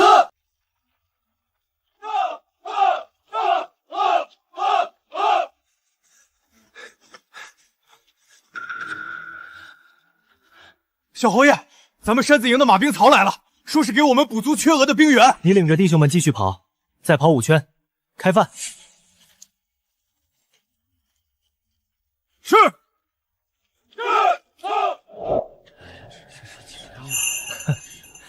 老马，什么风将你给吹来了？走，到里边坐。小侯爷，稍后我还要去别的地方，就不进去坐了。最近我们辽阳军镇新招了一批新兵，周镇长特意交代，要给你这边补充一些人过来。小侯爷，咱们这一次新募的兵不多，一下子补齐有些困难。这一次先给你这边补30人，这余下的以后新兵招上来了，再给你补。当然了，小侯爷您要是能自己去招募到人，也可直接补到队中，而后在我这边登记造册即可。行，那我回头将人招齐了，到你那边去报备登记，正好将李破甲他们还有那群奴仆全部编进来，当亲信。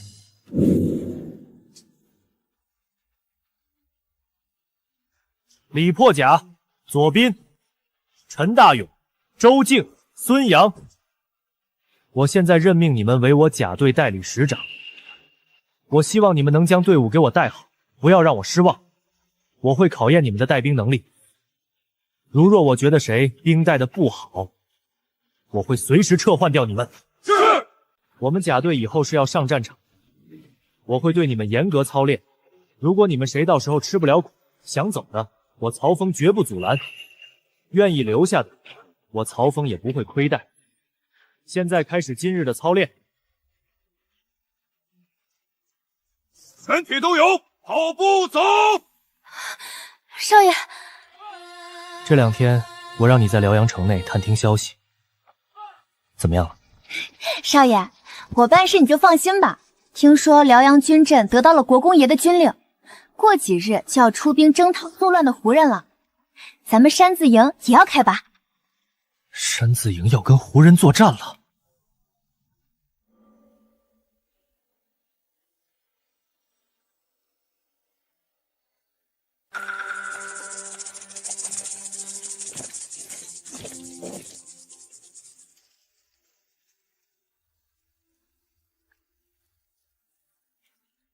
不愧是将门虎子，这练兵还真有两下子。短短时间，竟然将一支懒散的队伍整治的笑模像样，不错，不错。沿途怎么一个人影都没有？那些百姓呢？全部被杀了吗？全部被杀倒也不至于，还有一些不愿意离开家的百姓，估计都被胡人杀了，或者抓去当了奴隶。这次去金城县，正好检验这段时间的练兵成果。真没想到金峰县的胡人已经主动撤离了，倒是不战而胜地收复了一座县城。陈大勇，带人去把那房子占了，看一看里边有多少房间，给各十分一分，咱们就住这儿了。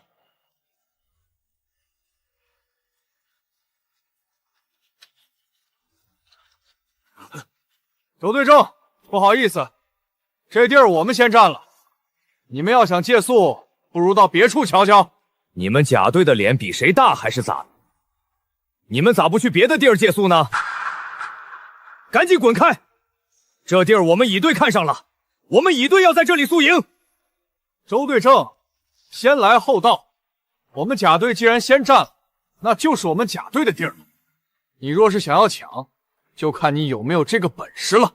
他娘的，一个小小的师长，你嚣张什么啊？老子今天就要住这儿，你还能咬老子一口咋的？弟兄们，进屋！3打5的人，真是吃了雄心豹子。上！揍他娘的！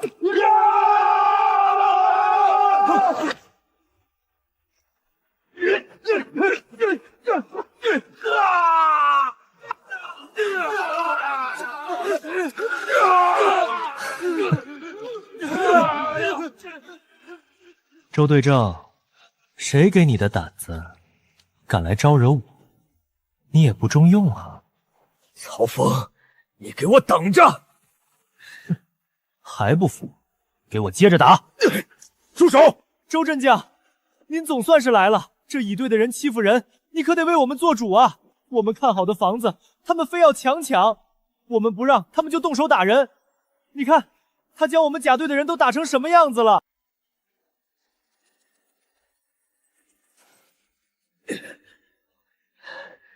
曹峰，你少放屁！房子分明是我们先看到的。你就说是不是你先动手吧？哼，老子先动手怎么了？谁让你们不讲道理？周镇将，你听到了，是他先动的手。丢人现眼，打不过人家，以后就夹着尾巴做人，别他娘的没事惹事儿，没事就散了，都他娘的消停点。谁若是再敢惹事儿，老子绝不轻饶。哼！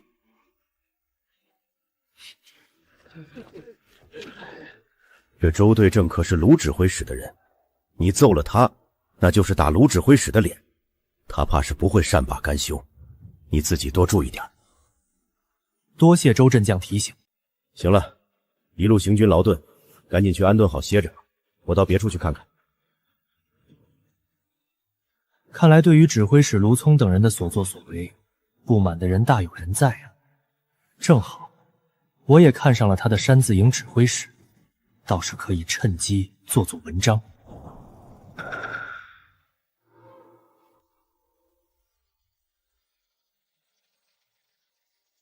指挥使大人，这曹峰太无法无天了，分明是我们乙队先看上的宅子，他非要强抢了去。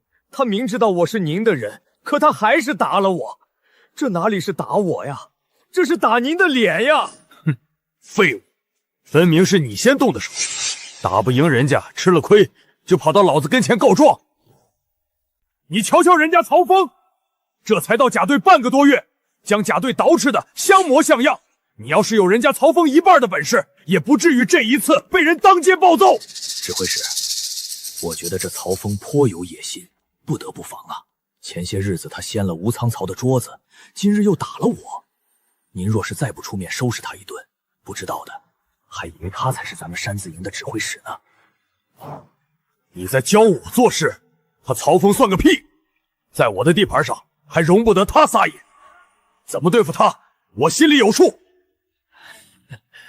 行了，去将乙队的兵都给我操练起来，不要再松懈散漫的了，丢人现眼的玩意儿。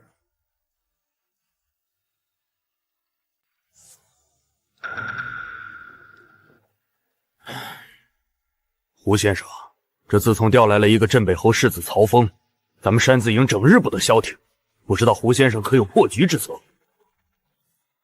破局倒也简单，这曹峰身后站着二皇子，若是我们能得到魏王的支持，还不怕拿不下一个小小的曹峰。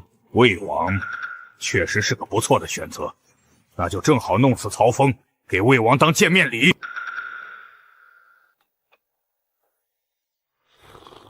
曹峰，辽阳府有500多车粮草需要送到金苍县来，我决定让你们甲队负责押运，即刻出发，不得有误。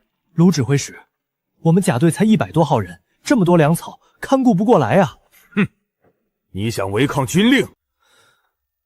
罢了，既然卢指挥使下令，那我们不干也得干。此次押送粮草的归期是8月初7，若是你没有按时将粮草押送到金长县来，当按我大前军法论罪。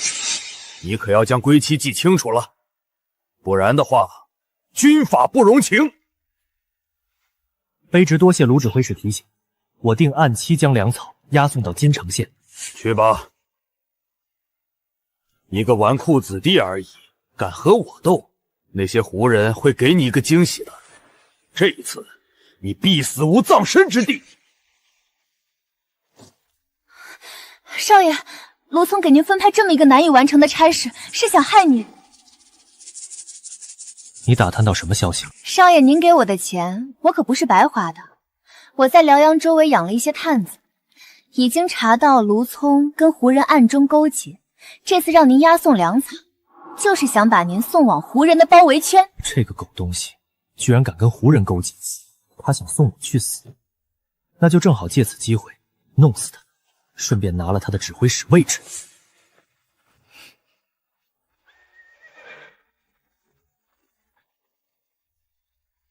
曹峰，300胡人足够将你埋葬了。都安排妥当了吗？少爷放心，都已经安排下去了。那就好，一切按照计划进行。卢聪，你想杀我，就看看最后死的人到底是谁。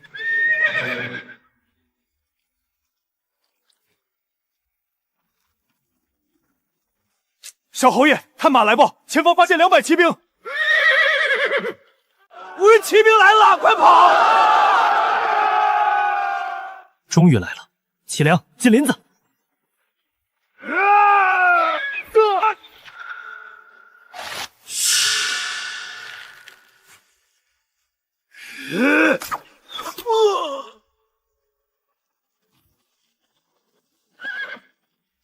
李叔，不要恋战，先进林子，后面有的是办法弄死他们。哼！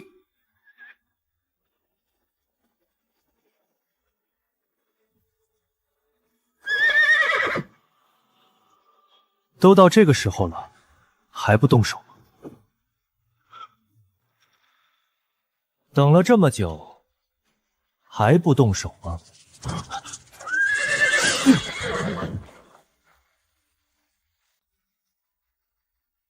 走静，你想干什么？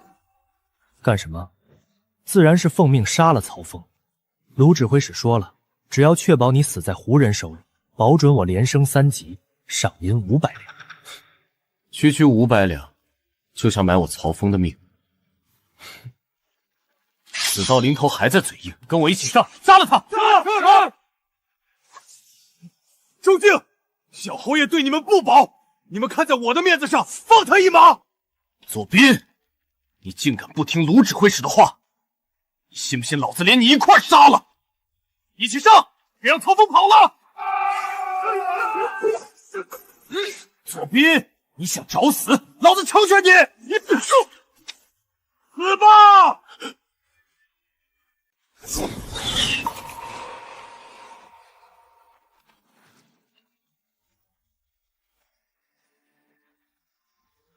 饶命！是周静逼我们干的。都杀了。左边，我以为你也会背叛，没想到你倒是忠心。原来这一切，小侯爷您都知道。卢聪想杀我，我岂能没有准备？你如此忠心，我曹峰绝不会亏待你。日后好好做事，保你荣华富贵。愿为小侯爷效死！小侯爷，胡人已经带着粮草撤了。小侯爷，丢了粮草，那可是重罪。咱们这空着手回去，没有办法交差，该怎么办呀？我看，要不咱们跑吧？小侯爷，您拿主意吧。咱们现在该怎么办？早在队伍开拔时，我便已经通知了表弟张永豪，他此时已经赶到，而这些粮草就是我用来钓胡人的诱饵。兄弟们，敢不敢跟我一起将粮草抢回来？小侯爷居然全都算到了，那我们还怕什么？小侯爷，您说怎么办？我们跟着您。没错，这可是200骑胡人，要是能给弄死了，咱们可就立了大功了。小侯爷，您下命令吧。是啊，小侯爷，您下命令吧。好，很好。既然你们敢跟我去杀胡人，那我也在这里保证，凡是跟着我一起去的，回头我自己掏腰包，给每人赏20两白银，死了的我给家里送50两白银。若我曹峰说话不算话，天打五雷轰！20两银子，这么多！咱要是能有20两银子，那一辈子都吃喝不愁了。小侯爷，我们这些民夫要是跟着一起去，也给银子吗？有胆子的爷们儿，愿意去的，同样给20两白银。去！我要一起去！该死的胡人杀了我们那么多兄弟，老子也要杀他们！谁怂谁是孬种！都是好样的！现在传我军令，全军整备，出发，杀敌寇，升官发财，就在今日！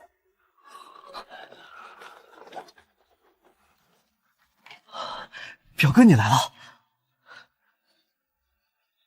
情况怎么样？我的人已经打探清楚了，这个小村庄就一个出口，大多数的胡人都住进了村子。只要我们能封住村口，就能瓮中捉鳖，将胡人全部毒死在里面。村子外只有不到20个巡哨。胡人竟然如此大意，在咱们的地盘上就敢如此松懈，今晚上非要杀他们一个人头滚滚不可。咱们辽州军这些年遇到胡人就避战，搞得胡人越发的嚣张，不将我们辽州军放在眼里。现在不是抱怨的时候，我们先迅速解决外面的胡人，然后堵住村口。李破甲，告诉那些民夫去收集木柴放在村口，等我们动手后，让他们立刻点燃，明白吗？是。行动。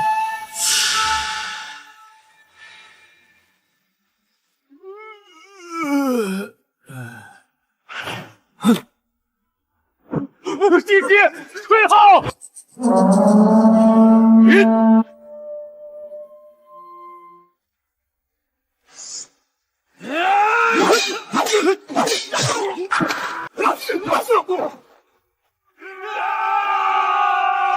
堵住村口，将胡人毒死在村子里。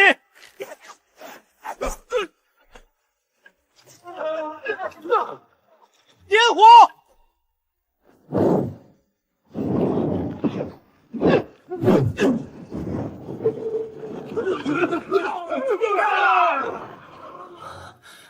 结束了，我们赢了。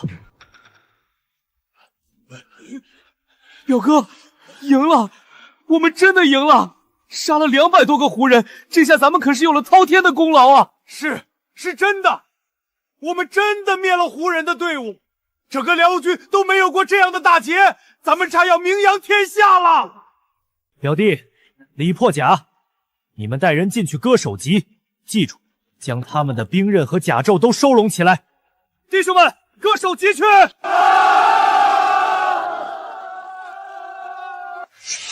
卢聪，这次你偷鸡不成蚀把米，还给我送了如此大功，等我回去，就是你的死期了。哼哼，遭遇胡人，你们居然临阵脱逃，是想找死吗？曹峰呢？他在何处？回将军，胡人冲来的时候，我们毫无准备，至于小侯爷，我们蕊实不知啊！混账！将军息怒，将军息怒啊！我们面对胡人骑兵的冲杀，压根儿抵挡不住。我们是九死一生，这才杀出重围回来禀报情况的。胡人势大，我看那曹峰估计是死在胡人手中。可惜了，有什么好可惜的？这曹峰身为镇北侯世子，战死沙场也是应有的归附。只是可惜那些粮草白白送给了胡人，若非他已经死了，否则定要军法处置。没错，这曹峰让粮草尽数落入胡人手中，就算死了，也难以脱下一个草包的头衔。胡人明明已经退到了望仙镇一线，怎么会突然出现在我们后方？还正巧袭击了运送粮草的车队，探马斥候竟然没有发现。该死的，肯定是有人给胡人通风报信。镇将，曹峰这一次丢了粮草，我们大军当尽快的撤回辽阳府才是。若是我们继续留在金苍县，一旦粮草耗尽，胡人再围过来，那我们就会很被动。这陆聪一定是跟胡人勾结了，卢家竟然敢通敌！不行，我不能撤离，一旦撤离，势必会被冠上弃城而逃的罪名。要是不走，粮草接济不上，那我们就会困守孤城。到时候别说胡人打过来，恐怕手底下人先要哗变，我该怎么办？镇将，曹峰小侯爷回来了！什么？他怎么可能会回来？曹峰回来了，他不是死了吗？这小子难道是看到胡人望风而逃，侥幸捡回来一条命？好大的胆子！这曹峰若是死了还罢了，可遇到胡人竟然丢下粮草回来，罪该万死！将军，立刻斩了这曹峰！没错，立刻斩了曹峰！不杀，不足以平息军心。曹峰啊，曹峰，你可真是给我出了一个难题。镇将，各位将军，你们都搞错了，曹峰小侯爷没有逃。啥？没有逃？那他怎么回来的？就是，胡人200铁骑，难道还能放他一条命？不是胡人放了曹峰小侯爷一条命，是他将200胡人全都歼灭了。你说什么？曹峰歼灭了200胡人？不，这不可能！他才多少人，怎么可能是200胡人骑兵的对手？先随我去城门口迎接曹队长。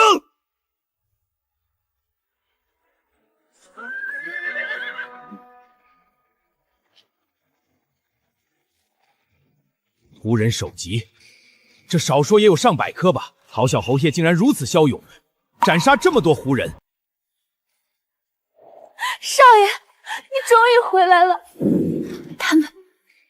他们都说你逃了，甚至死了，我们才不信。我回来了，没事了。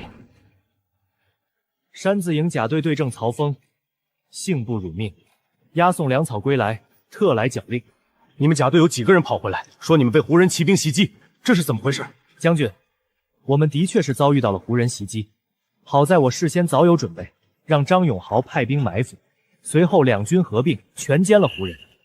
此战我们斩杀胡人208颗首级，全部带回来了。多少？200多胡人，全被你们杀了？这怎么可能？好，果然虎父无犬子，这么大规模的胜利，自胡人作乱以来还是第一次，真给我们辽阳军队长脸呀！将军，此次作战多亏了张永豪助我，这才斩获颇多。你也是好样的，我必定为你二人请功。多谢将军。将军，此次虽大胜，可我军中也出现了几个败类，有几个人临阵脱逃，逃回金苍县，还请将军将他们缉拿，斩首示众。卢指挥使，救命啊！我们没有临阵脱逃，我们只是回来禀报消息。你们几个不是说你们遭遇胡人袭击，队伍都被冲散了，你们是九死一生才逃回来的吗？原来你们是临阵脱逃的逃兵，该死，差一点我就被你们蒙骗了。小侯爷，你们辛苦。小侯爷，你们这一次斩获了这么多胡人首级，这可是大功一件。待我了解详情后，定向上为你们表功。那就有劳将军了。不过，这胡人突然出现在我们的后方，袭击了运粮队，甚至你们甲队还有人叛变，这背后必定是有人指使的。我已经下令将那几名逃兵抓起来严加审问了，一定为你主持公道。将军不必费心，这背后之人就是卢聪，而且他这次死定了。你的意思是卢指挥使通敌叛国？可有什么证据？将军，还有一事，我方才忘记禀报了。我从一名被杀的胡人身上搜出来了一封信，是咱们山字营指挥使卢聪给胡人的。此事当真？信呢？我已经派人呈送给国公爷那边。啊？你已经呈送上去了？将军，此事事关重大，我也不是有意瞒着你。若是交给你，你再上报，万一搞错了，那就会牵连到你。你做得很好，这么重要的事情，理应第一时间上报给国公爷，国公爷那边彻查才是。如若带回来，夜长梦多。除了信以外，我们还抓了几个胡人活口，通过我们的审问，他们也交代了，这一次应该能坐实卢聪通敌的罪名。果然是卢聪这王八蛋，先前我就怀疑他和胡人勾结，现在有了这一封信和俘虏的口供，算是证据确凿了。原本二皇子殿下那边还传话过来要我关照关照你，没有想到小侯爷与国公爷关系匪浅，看来以后还请小侯爷关照我才是。你是二皇子的人，早说啊！早说我何必绕过你，将信和活口直接越级上报给国公爷，搞了半天是自己人呐！以后咱俩联手，这辽阳军阵还有谁是对手？哈哈哈，小侯爷说的是，以后我在这辽阳军阵再也不是孤家寡人了。镇将，不好了，那几名甲队的逃兵死了，水里有人下毒。这肯定是卢聪内厮担心被咬，杀人灭口。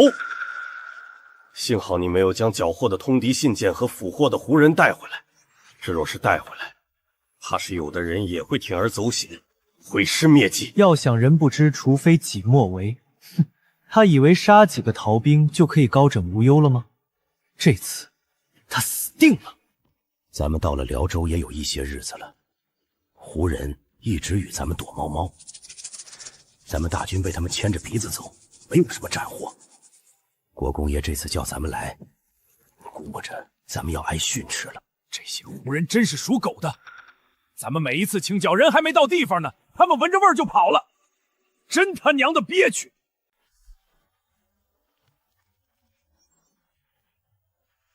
拜见国公爷。诸位将军，今日召你们到中军大帐，是有一件喜事要宣布。公孙将军，你说吧。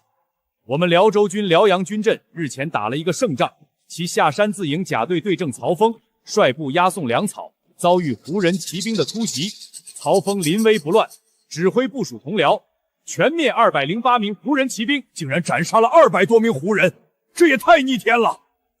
这曹峰听着耳熟，好像与镇北侯世子曹峰同名。此次率部大败胡人的正是镇北侯世子曹峰。曹峰这么厉害，他不是纨绔吗？该不会是作假吧？是啊，听闻这曹峰以前在地京的时候只知道寻欢作乐，他能斩杀200多胡人，我怎么不信呢？士别3日，当刮目相看。你们不了解曹峰，我可是了解。想当日在朝堂上还当场为老夫作词一首，此子才华横溢，老夫都敬佩不已。他如今立下大功，不足为怪。这胡人的尸首，军已经运抵大营，咱家已经派人去核验，确是胡人无误。弱冠之年就如此勇猛，我大前军队后继有人。是啊，曹峰不仅仅勇猛过人，还临危不乱，绝对有大将之才。当前各军屡无斩获，畏敌如虎，曹峰却斩获200多胡人，这说明什么？这说明胡人并非不可敌。我数万大军若是如曹峰这么勇猛敢战，那剿灭胡人指日可待。曹峰乃是将门虎子，此番他力斩200多颗胡人首级，在一众世家子弟中拔得头筹，当重赏。他领军杀了这么多胡人，理应重赏，振奋士气。国公爷英明，已令。曹峰勇猛机智，一战斩首胡人首级208颗，不说3人，缴获战马、甲胄、兵刃数百。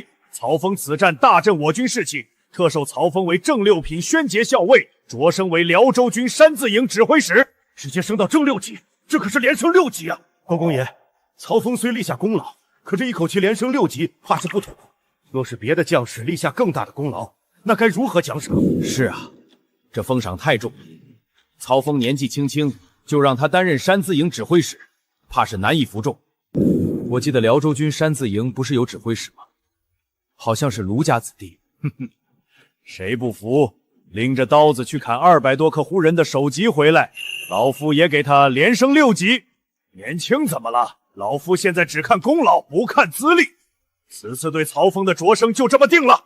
这一次对曹峰的擢升要通告全军，要全军将士都要以曹峰为榜样，在战场上历历杀敌，报效朝廷。这一次曹峰的表现堪为我大军楷模，让我大前将士脸上有光。可是还有一件事，却是我大前军队之耻。大军之所以这些日子屡次扑空，有一个最重要的原因，就是有人给胡人通风报信，以至于我大军行踪为胡人所知晓。国公爷，此话怎讲？谁是内鬼？现在揪出了一个内鬼，那就是辽州军辽阳军镇山字营指挥使卢聪。此次胡人袭击辽阳军镇的运粮车队，乃是山字营指挥使卢聪为胡人通风报信。卢聪他好大的胆子，难怪辽州局势不可收拾，原来是有人通敌，卢聪当斩。哼，立即派人前往辽阳军镇，将卢聪拿办。我倒要看看他们卢家有几个脑袋敢通敌。小侯爷，恭喜恭喜啊！你这一次力斩200多名胡人，国公爷很高兴，他已经下令授山字营指挥使一职。将军，你莫要开玩笑了。小侯爷，此事千真万确，你这一次可是给我们辽阳军镇长了脸啊！就连咱们公孙都督都对你夸赞不已。今日我就是给你军令印信来的。少爷，是真的，你升官了。小侯爷，恭喜恭喜啊！以后还请小侯爷多多关照。诸位将军客气了，你们都是资历深厚、骁勇善战的前辈，以后还请多多关照。小侯爷客气了。山字营指挥使卢聪勾结胡人，已经坐实了通敌之罪。国公爷已经下令彻查卢聪，如今卢聪已经被抓起来了。等待他的将是我大前律法的严惩。从他通敌叛国的那一天开始，这一切就都在意料中。这卢聪仗着卢家子弟的身份，吃空饷、收受行贿、滥杀无辜、冒领军功，这些罪过他可没少犯，也是罪有应得。国公爷已经下令，要各军合力进剿胡人。我们这马上也要开拔，去进攻盘踞望仙镇的胡人苍狼部。这么快？卢聪执掌山字营多年，将山字营搞得污浊不堪，需要重新修整。我准备让你率部留守金苍县，你意下如何？一切都听将军。山字营各部将贪污严重，我已经将他们撤职查办，现在空缺了不少位子。你觉得谁合适？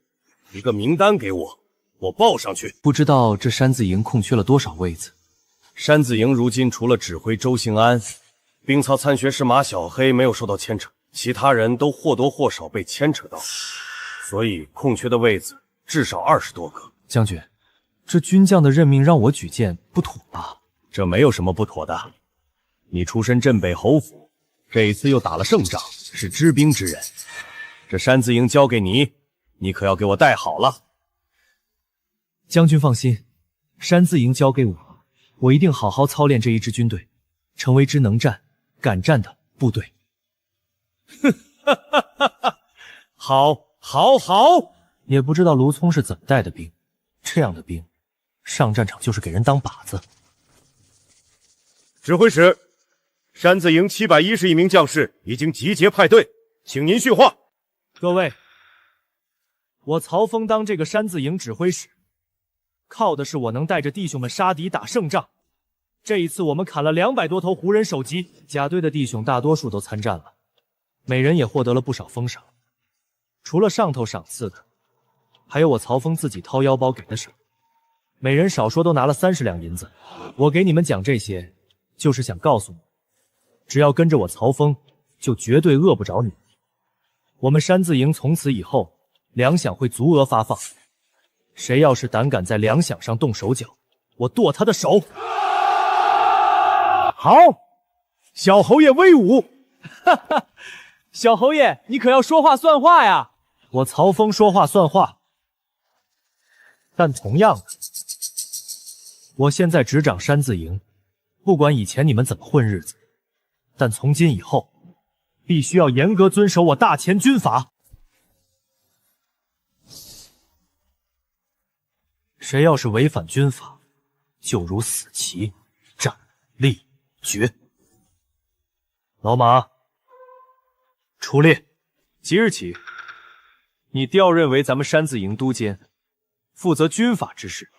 以后谁要是违反我大前军法，按律处置。你若是徇私，那我可要处置你。末将领命。小侯爷，我这得罪人的活儿，能不能……怎么？你想抗命？承蒙小侯爷信任，我老马一定当好这个都监，不负小侯爷厚望。这一次甲队不少将士斩杀胡人，立下功勋，特论功行赏。李破甲、陈大勇、孙阳、左斌，即日起，你们代行山字营队正一职。遵命。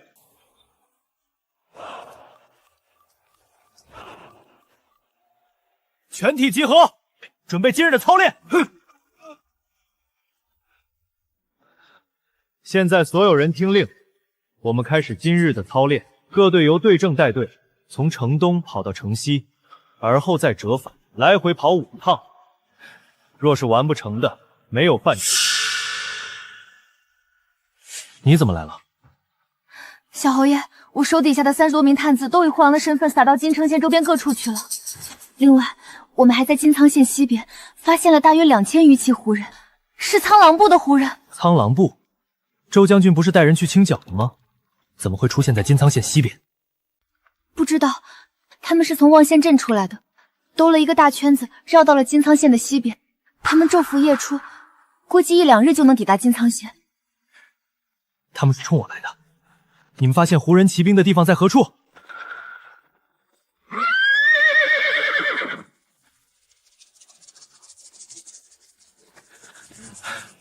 尊敬的乌力吉大人，我是从金苍县来的，奉我卢家家主之命，特来禀报金苍县城内的情况。金苍县的敌情可有变化？有一些变化。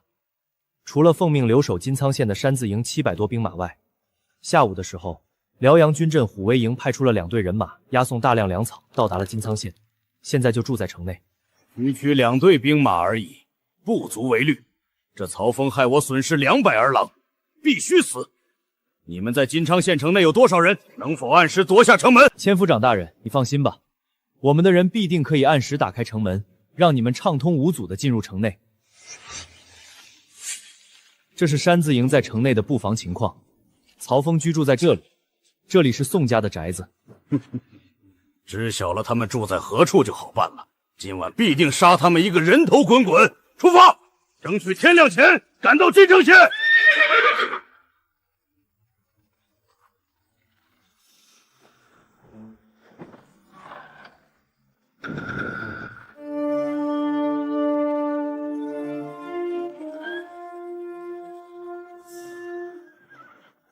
曹峰，上一次你拿着我们部落勇士的首级去邀功请赏，连升6级。现在我要剁下你的脑袋，让李信知晓，我们苍狼部不是好惹的。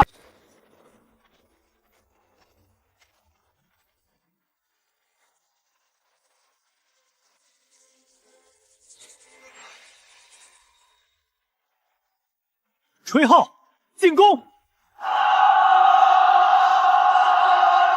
弟兄们，好家伙，杀敌！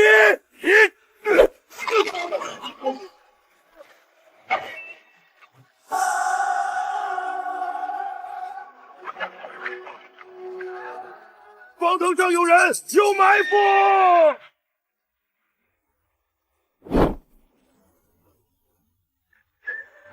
有埋伏，不要乱，往前冲，冲出去！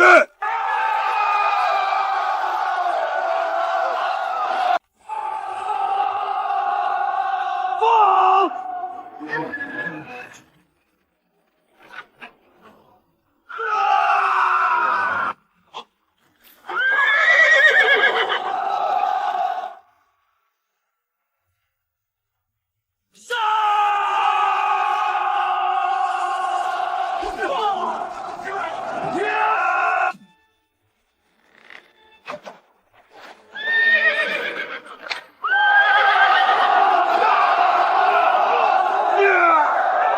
弃马，往房子里躲！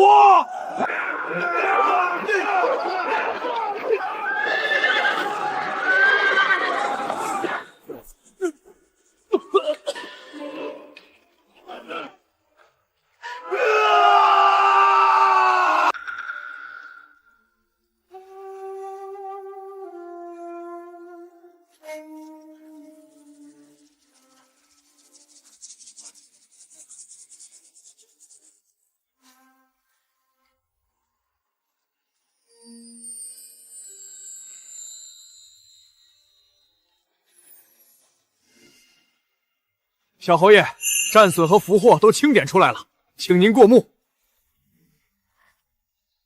哎呦，这一次咱们的斩获这么多，嘿嘿，咱们这一次能打这么大的胜仗，那都是小侯爷您料事如神、运筹帷幄的结果。这要是报上去，国公爷必定高兴不已，小侯爷您的威名必定传遍我大前。那是当然，我家少爷天下第一厉害。这都多少天了，胡人的动向都搞不清楚，我们的探马到底是干什么吃的？不是说胡人在望仙镇吗？人呢？